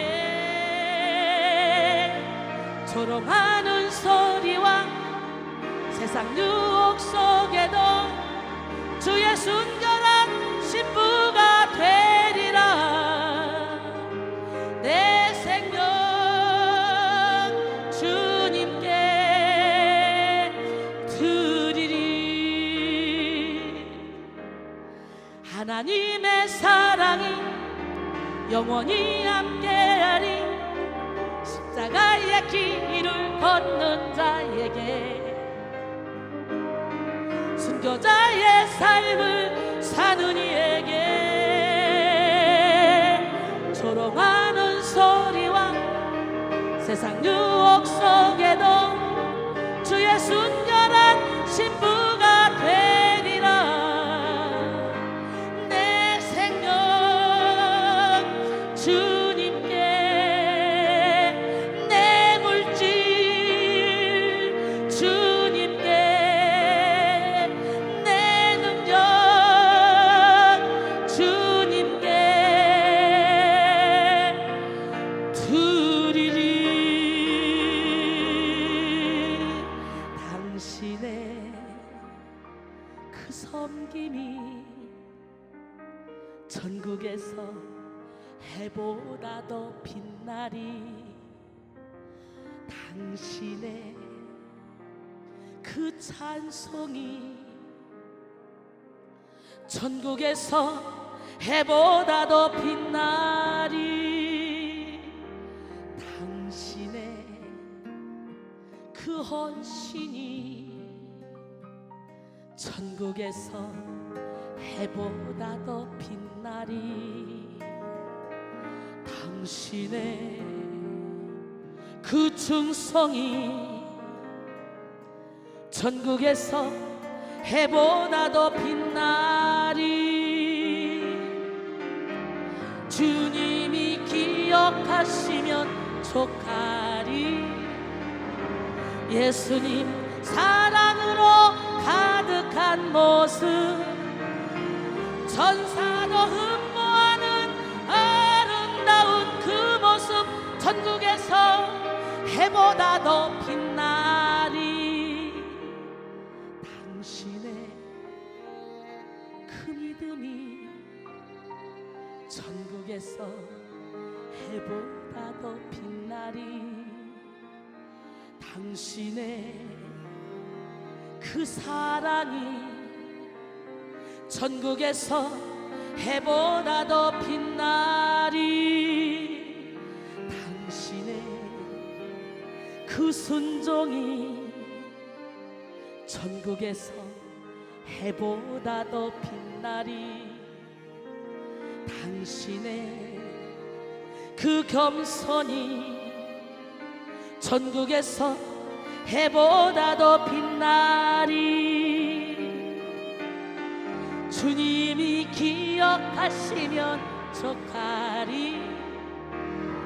불타는 사명으로 가득한 내 모습, 천사도 흠모하는 아름다운 내 모습, 전국에서 해보다 더 빛나리.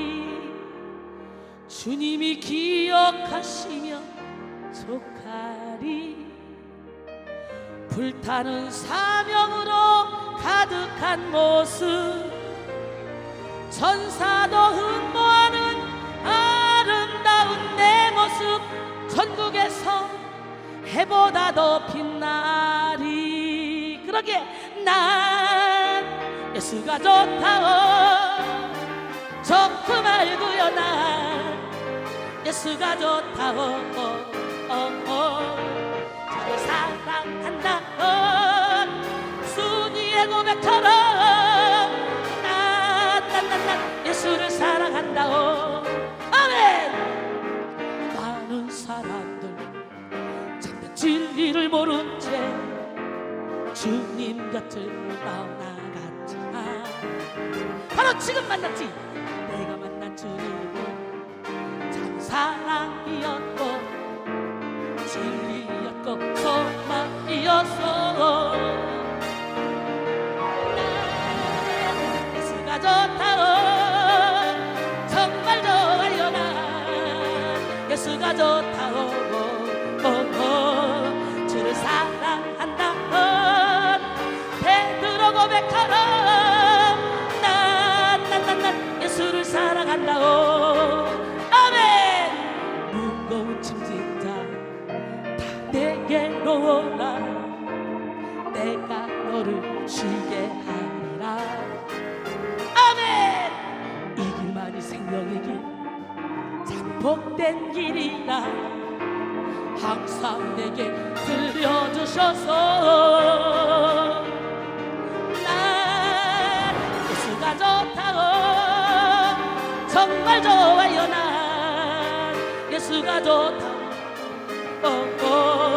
주를 사랑한다 베드로 고백처럼 난 예수를 사랑한다 형제 자매요 형제 자매요 행복을 찾고 예수님을 만나보세요 아멘. 그분으로 인하여 참 평안을 얻으며 나와 같이 고백할 거요.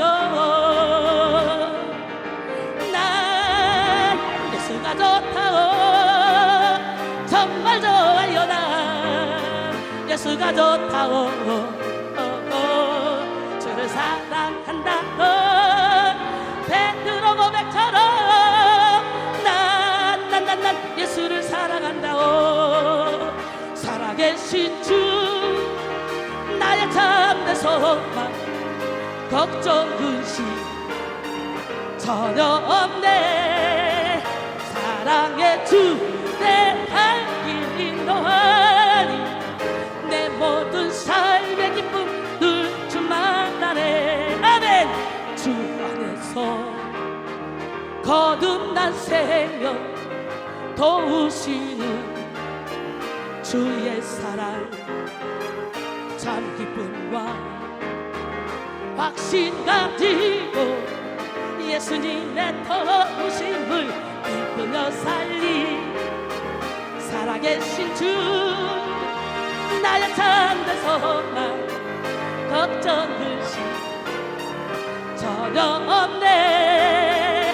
사랑의 주 내 할 길 인도한 내 모든 삶의 기쁨 늘 주만 아네 아멘.